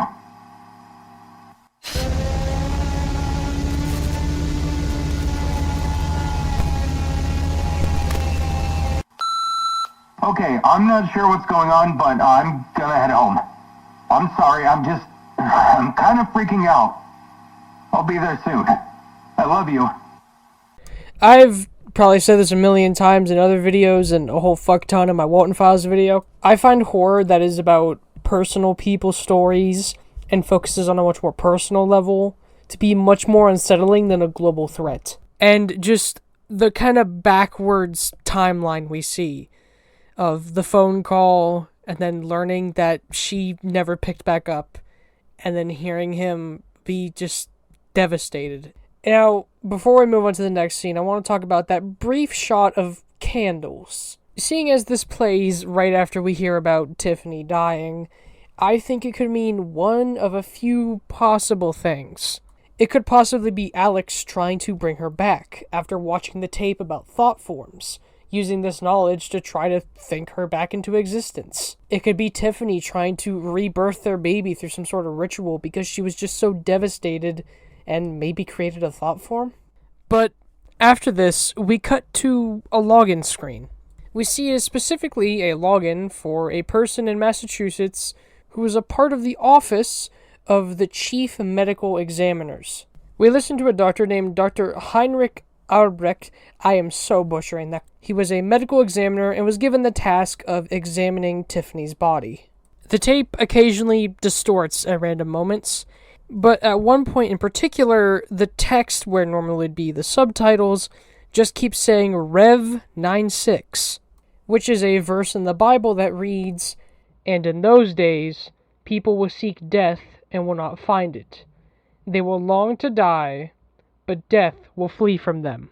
Now, judging off of something that happens later in the episode, I have an idea on what this might mean, but for now, it's just a mystery. And we see that whatever the newspaper said about her not being able to bear it anymore was probably a cover-up. Because we see, something happened. She has this substance just leaking all over her face. Her eyes have retracted back. But the weirdest thing is this strange symbol underneath her sternum. Now, I've tried to find out what this symbol means, but I can't get anything out of it. If this symbol means anything outside of the series, then I don't know what it is. But based around the condition and just other things about her skin near the mark, this was carved into her flesh post-mortem. The cuts themselves, he guesses, are probably several hours after she died. Which actually kind of explains that interrogation scene we saw earlier with Alex. Seeing as these wounds had occurred long after she had passed, it makes sense that they would assume that Alex, who probably called the police, was the one who did it. I mean, serial killers will sometimes do that. They'll kill a bunch of people and then turn themselves in. And then we cut to something strange, as the doctor is talking about how this case should probably be a very high priority because this could mean a serial killer's out and about, them being unaware of what thought forms are. We cut to a child therapist talking to Tiffany when she was a child. Yeah, I know, pretty big leap back in time. Now, doing some quick math, we can find out that this audio log that we're hearing is from 1964. That's good. You're awfully quiet today. Are you seeing them again? Yes. Can you see them right now? Yes. Where are they? Where are they, Tiffany? They're everywhere. But before things get interesting, we cut back to the doctor, but I'm going to put the doctor on pause for a minute here. Going off of that conversation, it would appear that Tiffany has either had to deal with or has encountered thought forms in her past, which does show that her experiencing thought forms is not exactly something new.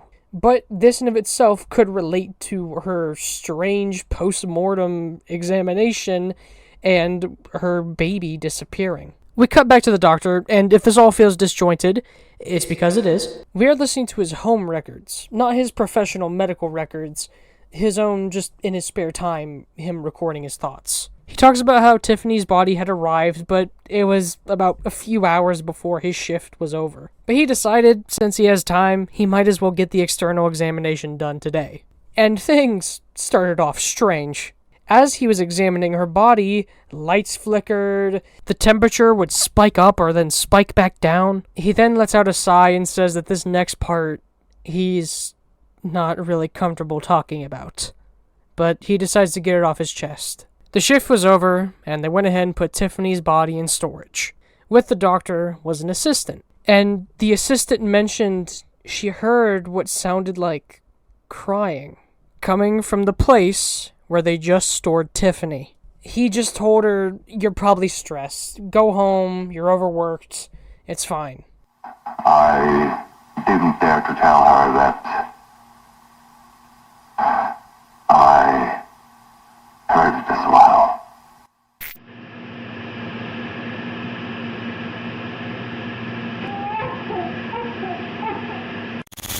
Okay, are you ready, Tiffany?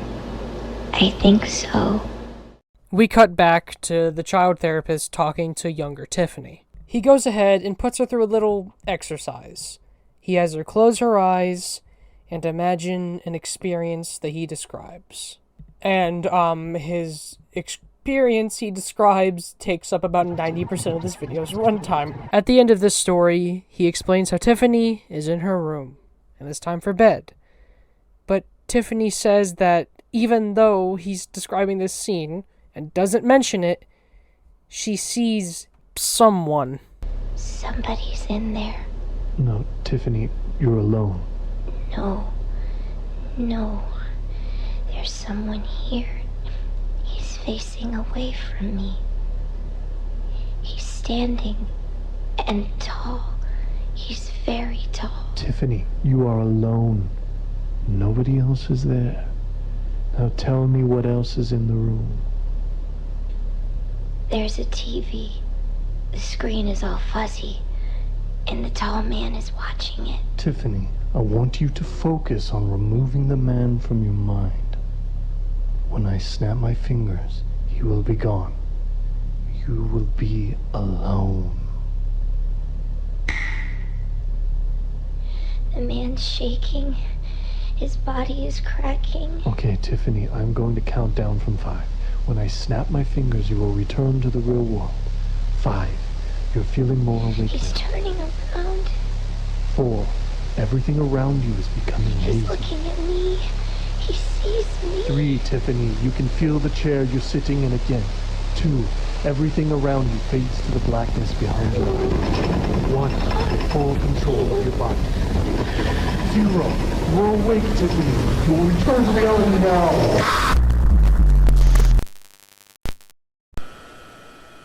We cut back to the crazy man in the beginning who grabbed a dead fucking rat and watch him cut open. As it turns out, the rat was a taxidermied rat, and inside of it was a tape.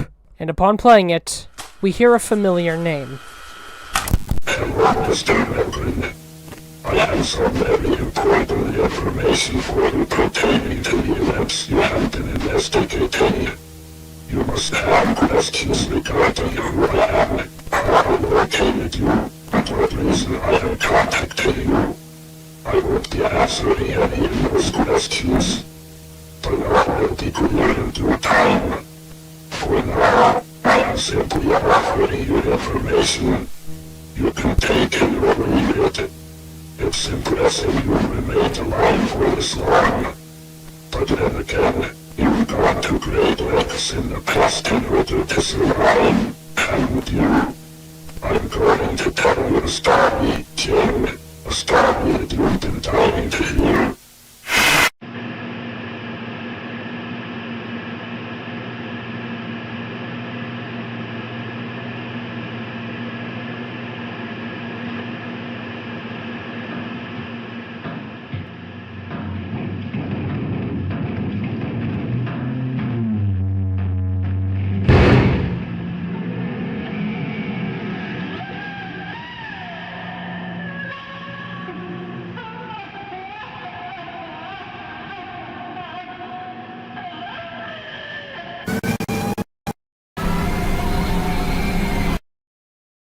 And with that, tape 10 ends. So, a lot of important info has been revealed. Firstly, whatever's going on with Tiffany. It would appear that a thought form of her, or a ghost, one could say, of her, has somehow come out of the morgue. But this makes me question something. The way it was phrased, thought forms were made from just a person's thoughts and could be anywhere. I mean, after all, the point of the thought form manifester was that the thing would be made near you.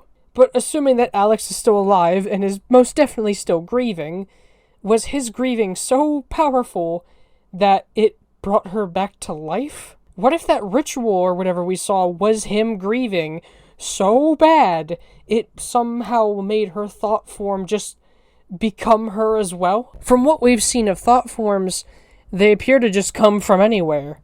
But it would appear that maybe it depends on what the thought form itself is. The thought form that we saw on tape 9 was from an object. perhaps if a thought form is of a person, it resurrects the person's body if they're dead?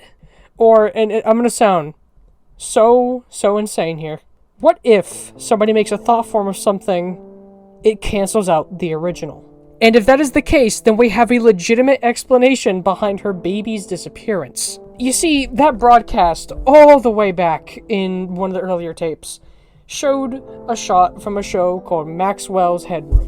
What was Tiffany's baby's name? And have you decided on a name for your baby boy yet? Yep, we're going with Max. Ooh, Max, huh? That's a nice, strong name. And what if people thinking about Maxwell, two different types, canceled out the baby? I'm basically saying a group of people excited for a TV show caused the baby to get deleted out of existence. And on that same note, what if Alex grieving so horribly for the death of his lover that him doing this ritual was powerful enough to create a thought form, but because two Tiffanys can't exist, it just took the old Tiffany and kind of molded and reshaped her? I know my theory sounds insane here, but how else do we explain this? However, I'm willing to admit a contradiction. The masked people. If the masked people are truly what I was talking about earlier of gods all being thought of from multiple religions, well then wouldn't everybody thinking about God kind of cancel each other out? I mean, you would think that would happen with how much religion we have out there and all the different types and all the different types of gods, but maybe them being different types of but maybe them being different gods from different religions is the way that this issue doesn't happen. There is so much to unravel with just this one shot alone. But next up, the mention of a good old friend, Jim Melgren. As stated earlier in the series, he was a private investigator trying to figure all this out. And I have a bit of a dumb theory here. What if perhaps the videos themselves, in a meta way, are being uploaded by Jim? One of my favorite horror series, The Walton Files, its videos are canonically uploaded by a guy named Anthony Miller. And so what if Jim is uploading these videos onto YouTube? However, I'm willing to admit that might be a bit of a stretch. But that symbol. This introduces a whole new can of worms. This is a person and or organization who is sending footage and clips and recordings to Jim in order to aid him in his investigation of the weird happenings of GREYLOCK. But then you wonder, why would they put their mark on a woman who's dead? It makes you kind of a little weary to trust these people, because they may or may not be responsible for Tiffany's death, but also they're helping Jim try to figure out what's going on. But the way that they phrase and talk makes it sound like they know what's going on.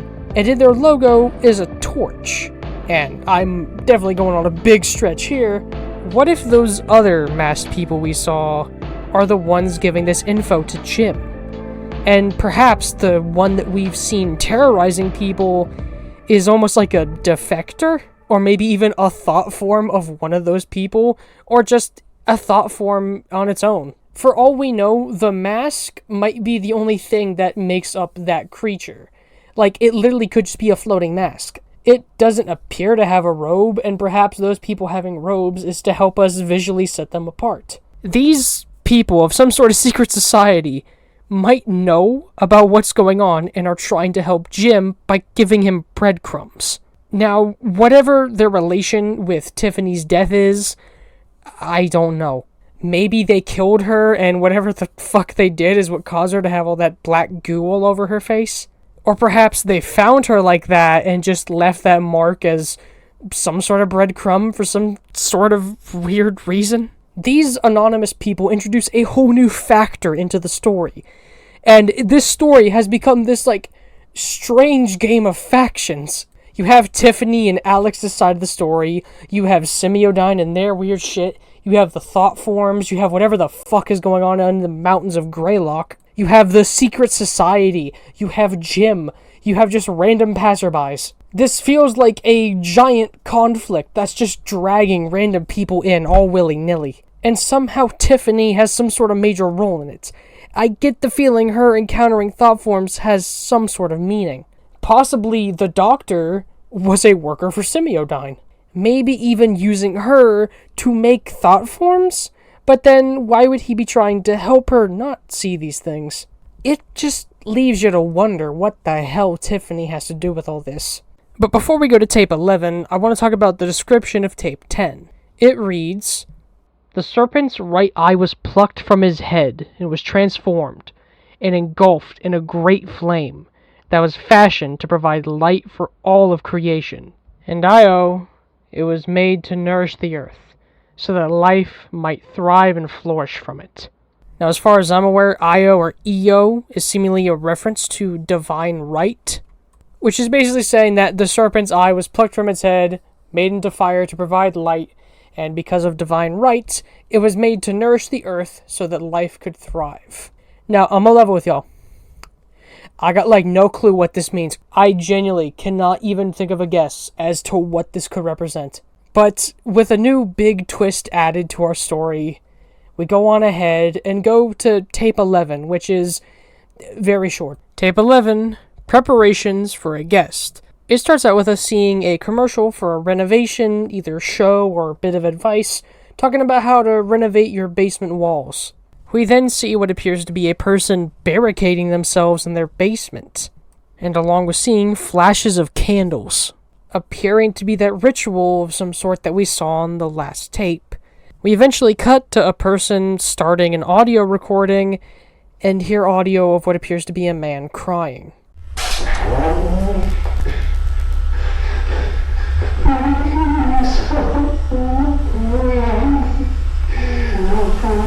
Which is presumably trying to tell us that whoever is recording isn't actually a person locking themselves in the basement, but investigating whoever locked themselves in the basement. And judging by the fact it's male crying, I believe that this is Alex. Alex mourning for the death of Tiffany, and thus creating the thought form.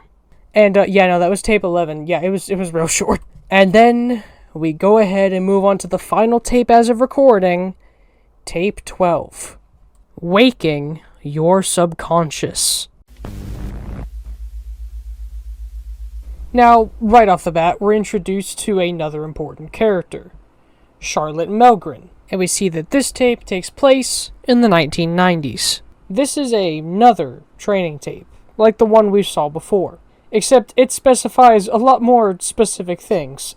But what I find interesting is how they mention that you need a very specially designed neurovisor headset, which I get the feeling when the series inevitably continues, this will probably have some sort of importance. But eventually the tape finally begins, and we're told that this was that tape TF2 that we heard about earlier.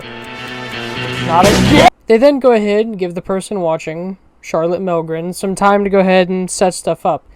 And then they mention that if you're at all disturbed, something happens, but it's distorted, and I think I'm crazy. But I swear to God, it sounds like he's saying, carbonize your fucking skull.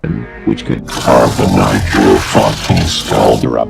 Which is seemingly implying that if you're at all disturbed while watching this, or somebody interrupts you, your fucking VR headset will go up in flames. But the tape finally begins, and we go ahead and go to section 1. Induction.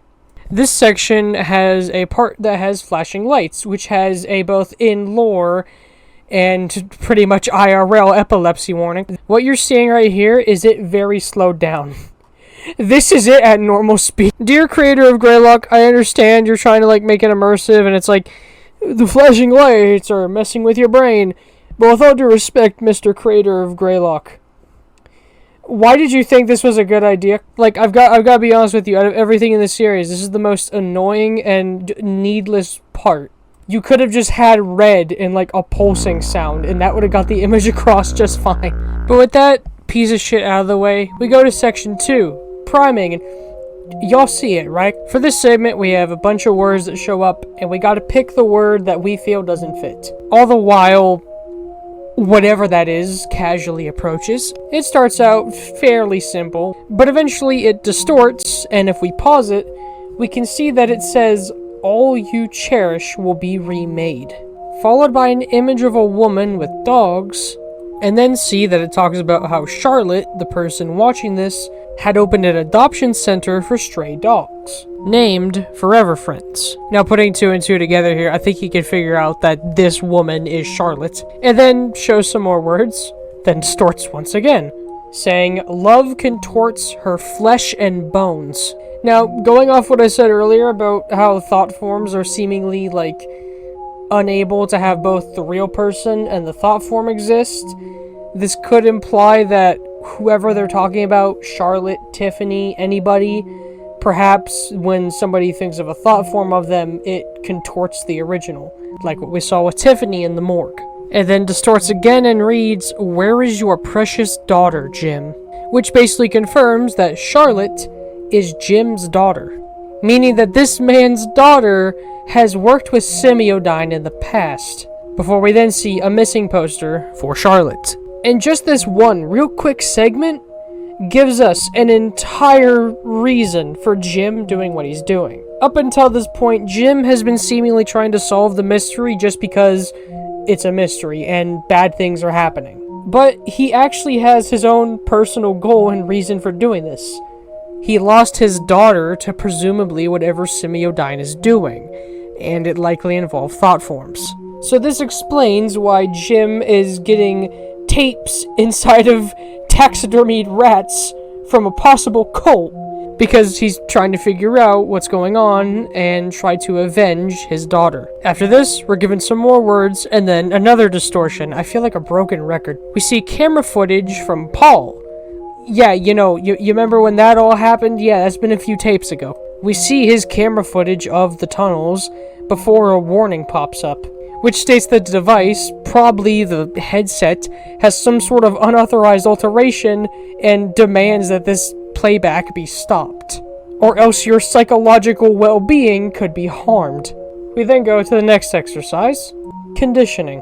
It's kind of similar to that game where you have to state the color of a word and not the actual word itself. So like, you have the word red, but it's blue, so you have to say blue. But in this case, we're doing it with facial expressions, where if we see a frown, but it says happy, we have to say that it's actually a frown. But, to no one's surprise, the tape starts distorting and the face begins to morph in very strange ways.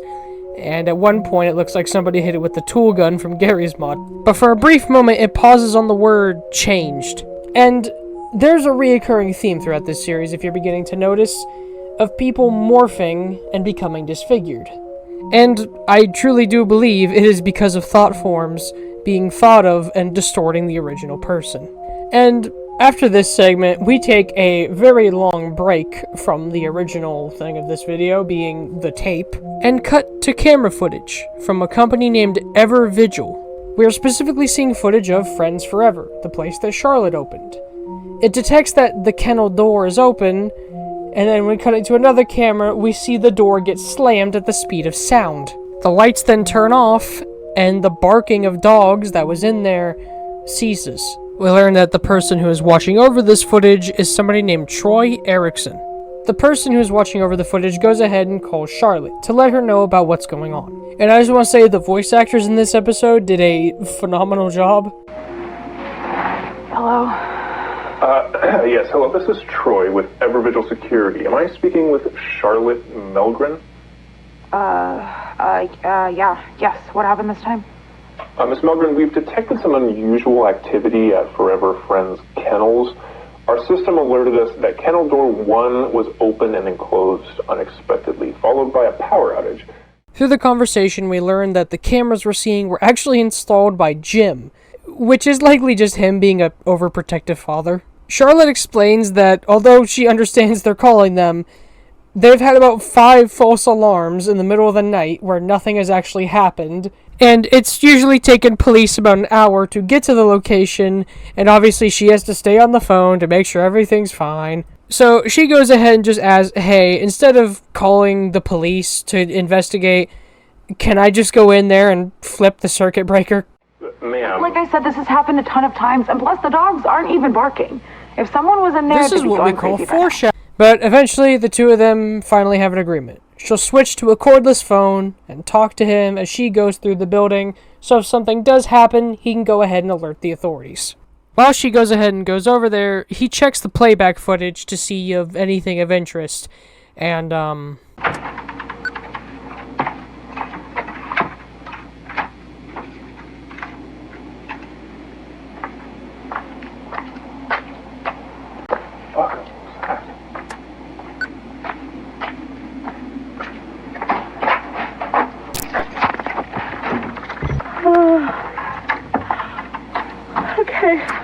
Okay, I'm inside.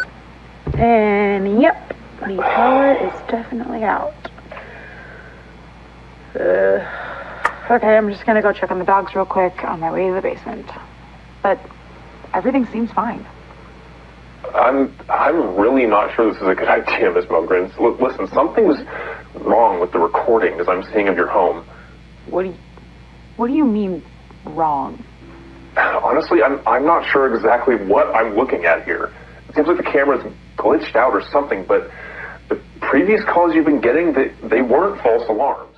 By the way, I'd like to mention that I like how in this episode, a lot of this scene makes sense. Like, nothing feels forced. Like, hey, I just saw a skinwalker outside your house. But I gotta flip the circuit breaker. No, it makes sense. She takes care of dogs. Of course she's gonna check on the dogs.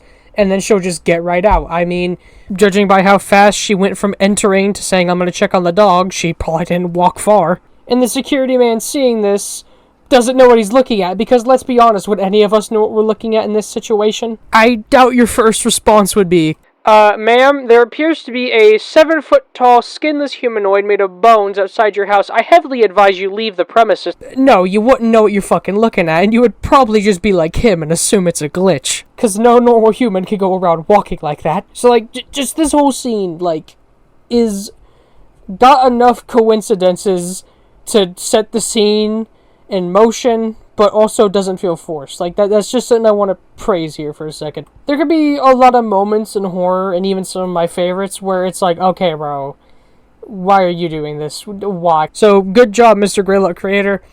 You know how to actually write normal human beings. A lot of horror creators don't for some reason. What's wrong? I don't know. You okay, buddy? Charlotte? What's going on? The dogs aren't moving. They're all just standing here. Well, it's late, so maybe they're just tired or something. But let's just get you back. That's not it. They're just standing here, not moving. Like, at all. Like, not even their eyes. It's like... Oh my god, it's like they're fucking dead, but they're not. What the fuck? What? Miss Melgren, you need to get out of there and return to your house immediately. I'm sending your information to the police right now. What's going on? Get the hell out of the kennel! Okay, now! Fuck, I'm leaving! What was that? Are you okay? Charlotte! Charlotte, are you okay? It ripped my flashlight. Charlotte? It ripped my flashlight. It's gone. It's gone. Something ripped it out of my hand. I can't see anything. Now, I've listened to 911 calls. Listen, I watch a lot of weird stuff, okay? Don't judge me. And I feel like this perfectly captures the energy of that, of just somebody in severe panic and stress, and the other person on the phone somehow remaining calm. Like, seriously, I don't know how 911 operators can listen to a woman screaming in fear and pain and be like, alright, remain calm, I'm sending the police to you. I could never fucking be a 911 operator, dog. Without a flashlight, Troy goes ahead and advises that she just feels around the wall to find her way out. He goes to check the footage to make sure that she gets out, but the doors and windows are gone. Troy doesn't mention this, probably not wanting Charlotte to have a goddamn mental breakdown. And as she's trying to feel her way out, she's just sobbing into the phone as you can hear this thing just screaming and howling in the background. She finds her way out, and we see the camera footage distort again to show the door. But upon Troy asking, "Where are you?" she says that she can't see anything, even though she just found the door out. I need you to tell me what room you're in so I can inform the officer. Are you able to see now, even just a little? Yeah, I can't see anything, no. It makes no sense. Nothing is making sense. I have no clue where I am. It's so dark. I can't tell if it's really this dark or if I'm blind. Breathe, Charlotte. Breathe. You need to try and stay as calm as you possibly can. Listen, if it's that dark, whatever's in there probably can't see you either, okay? So it's important that we stay very quiet until the police arrive. Very quiet. Okay. As she hides, the creature starts to make dog growls. We've seen these things mimic voices before, but never animals. But eventually the sounds go away, and it's silent. I think my skin is moving.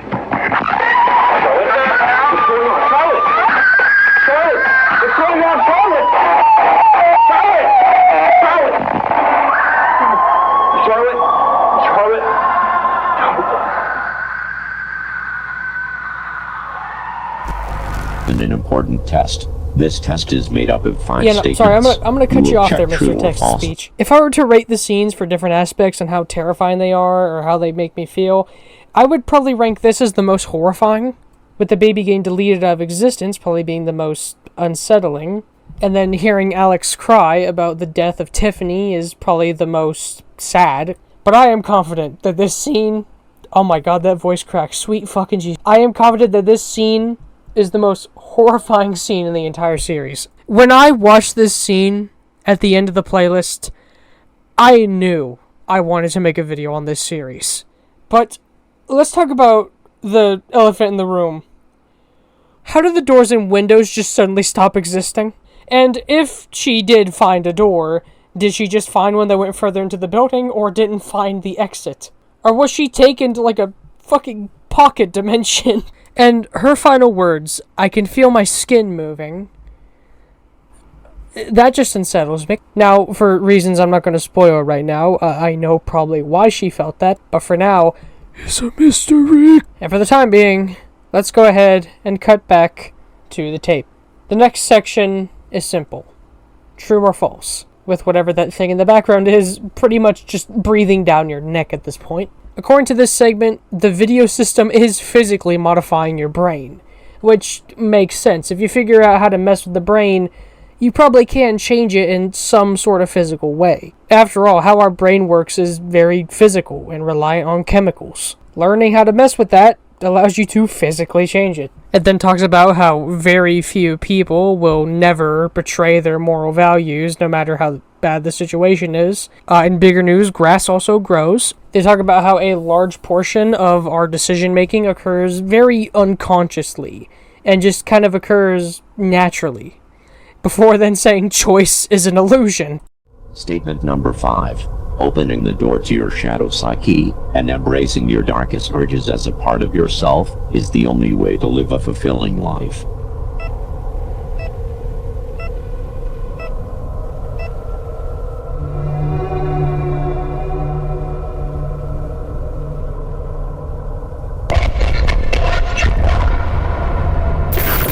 Testing complete. Well, it's almost complete. We move on to basically the final section. The section that's going to activate all these changes in your brain, allowing us to make a connection point between the conscious and unconscious part of our brains. But just before the countdown ends, we see a shot of a skull.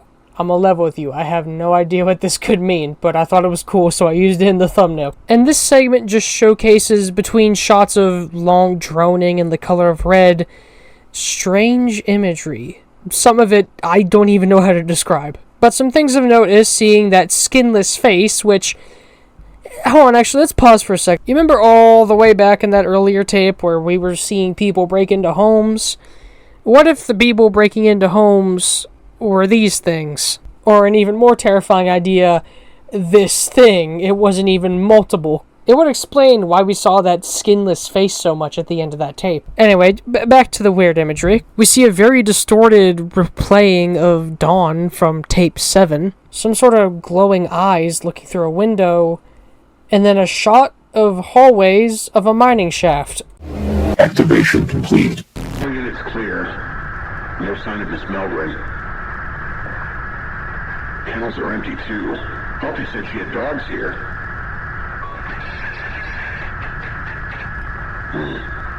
Okay, well... Proceeding to the basement.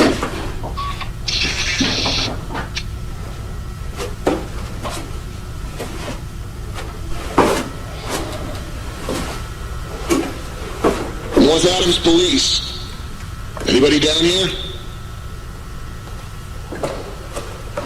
Jesus, it's dark in here.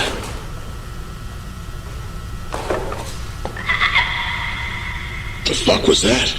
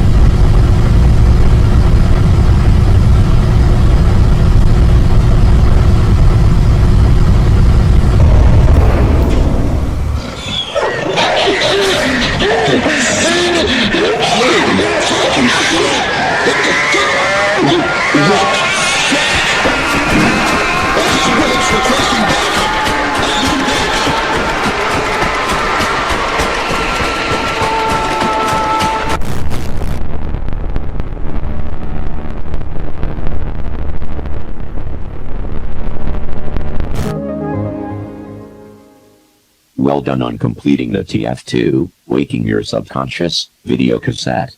Please allow your brain to rest for at least 12 hours before continuing this video system. Once you have rested and you are ready, enter the cassette labeled TF3, The Shadow, Communion and Assimilation. This is the end of this tape. And not only is it the end of the tape, it's the current end of the series.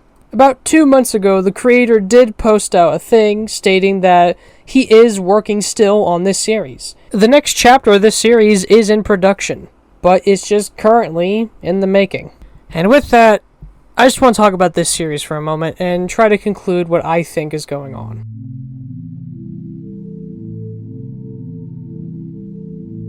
So, thought forms. They are very clearly a foundation for the horrors we see, at the least. I think that the thought forms, whenever they're thought into being, just get rid of or even delete the original thing. As a matter of fact, what if these weird disfigurements and distortions that we saw in, say, the mining crew was them gradually being replaced? Their families, probably worrying for them, thought about them so hard that thought forms of them were made and then they mutated. It would explain the text that we see in that final tape talking about our bodies being changed. A thought form isn't an entirely separate being of its own that we once thought, but is instead a replacement for the original. But this still leaves some mysteries that we can't exactly explain. What is the cult, and why do they know so much? Who is this masked being that showed up a whole lot in the earlier parts of the series? Is there a reason that they stopped showing up from the middle part around there and just kind of from there on out didn't play a role? What exactly does Tiffany encountering thought forms in her past mean, and how does it affect the story? Well, like I said earlier, the series is unfinished, so there's likely answers that we just don't know. But for the time being, we're gonna have to wait. And I'm thankfully a patient man. I mean, for fuck's sake, I'm a Walton Files fan. If you don't have patience and you like Walton Files, you're not gonna like that series. I think that thought forms are beings replacing other people. And it's kind of hinted that they either have a conscience or a goal. They seemingly want to replace people. And it leaves you to wonder if Semiodyne is aware of this, or if they have some sort of secret evil goal. I mean, it's presumed they were behind the JFK assassination. Them wanting to fuck over the world doesn't exactly seem out of the picture. But for what reason? Was it like what the guy who made the Thought Form Manifesto was saying? To meet God? But it feels like thought forms may not just be the only thing here. The cult has some sort of involvement in this. That whole thing in the final episode with the doors and windows disappearing really doesn't make sense, even with what we know about thought forms. The masked man has some sort of connection to these events, as he's shown up multiple times. And there's been just other weird, strange events. Like in tape 8, we hear about an unknown incident where bodies fell from the sky. And Tiffany's baby wasn't the only baby to go missing. A bunch of other women lost their baby that same day. Unless every woman on Earth wanted to name their kid Max. But what I'm trying to get at is this series does something I feel like most horror fails at, and something that a YouTuber who I like, FlazeFire, points out in his video about internet horror. It leaves you wondering why. So many horror series rely on being explained or found out and trying to understand them. And do not get me wrong, that is fun. The Walton Files, piecing everything together, is fun. And the Boiled One, slowly understanding what everything means, is terrifying. And Vita Carnis, slowly uncovering the strange things occurring, is an amazing thing to feel. But that's the thing. Every series relies on that. Every horror series relies on being able to easily get your answers and easily figure out what's going on. And yeah, sure, some of them definitely don't make it easy. It's usually things at least noted in a wiki. But with GREYLOCK, no one really knows what's going on. There's connections to God, to planets colliding, to a cult, to the government. And it leaves you just wondering why. And a lot of internet horror doesn't try to rely on that. They try to rely on the scary jump scares and the spooky faces. I feel like a lot of internet horror tries to rely on having a mystery that can be solved, but not necessarily one that leaves you wondering.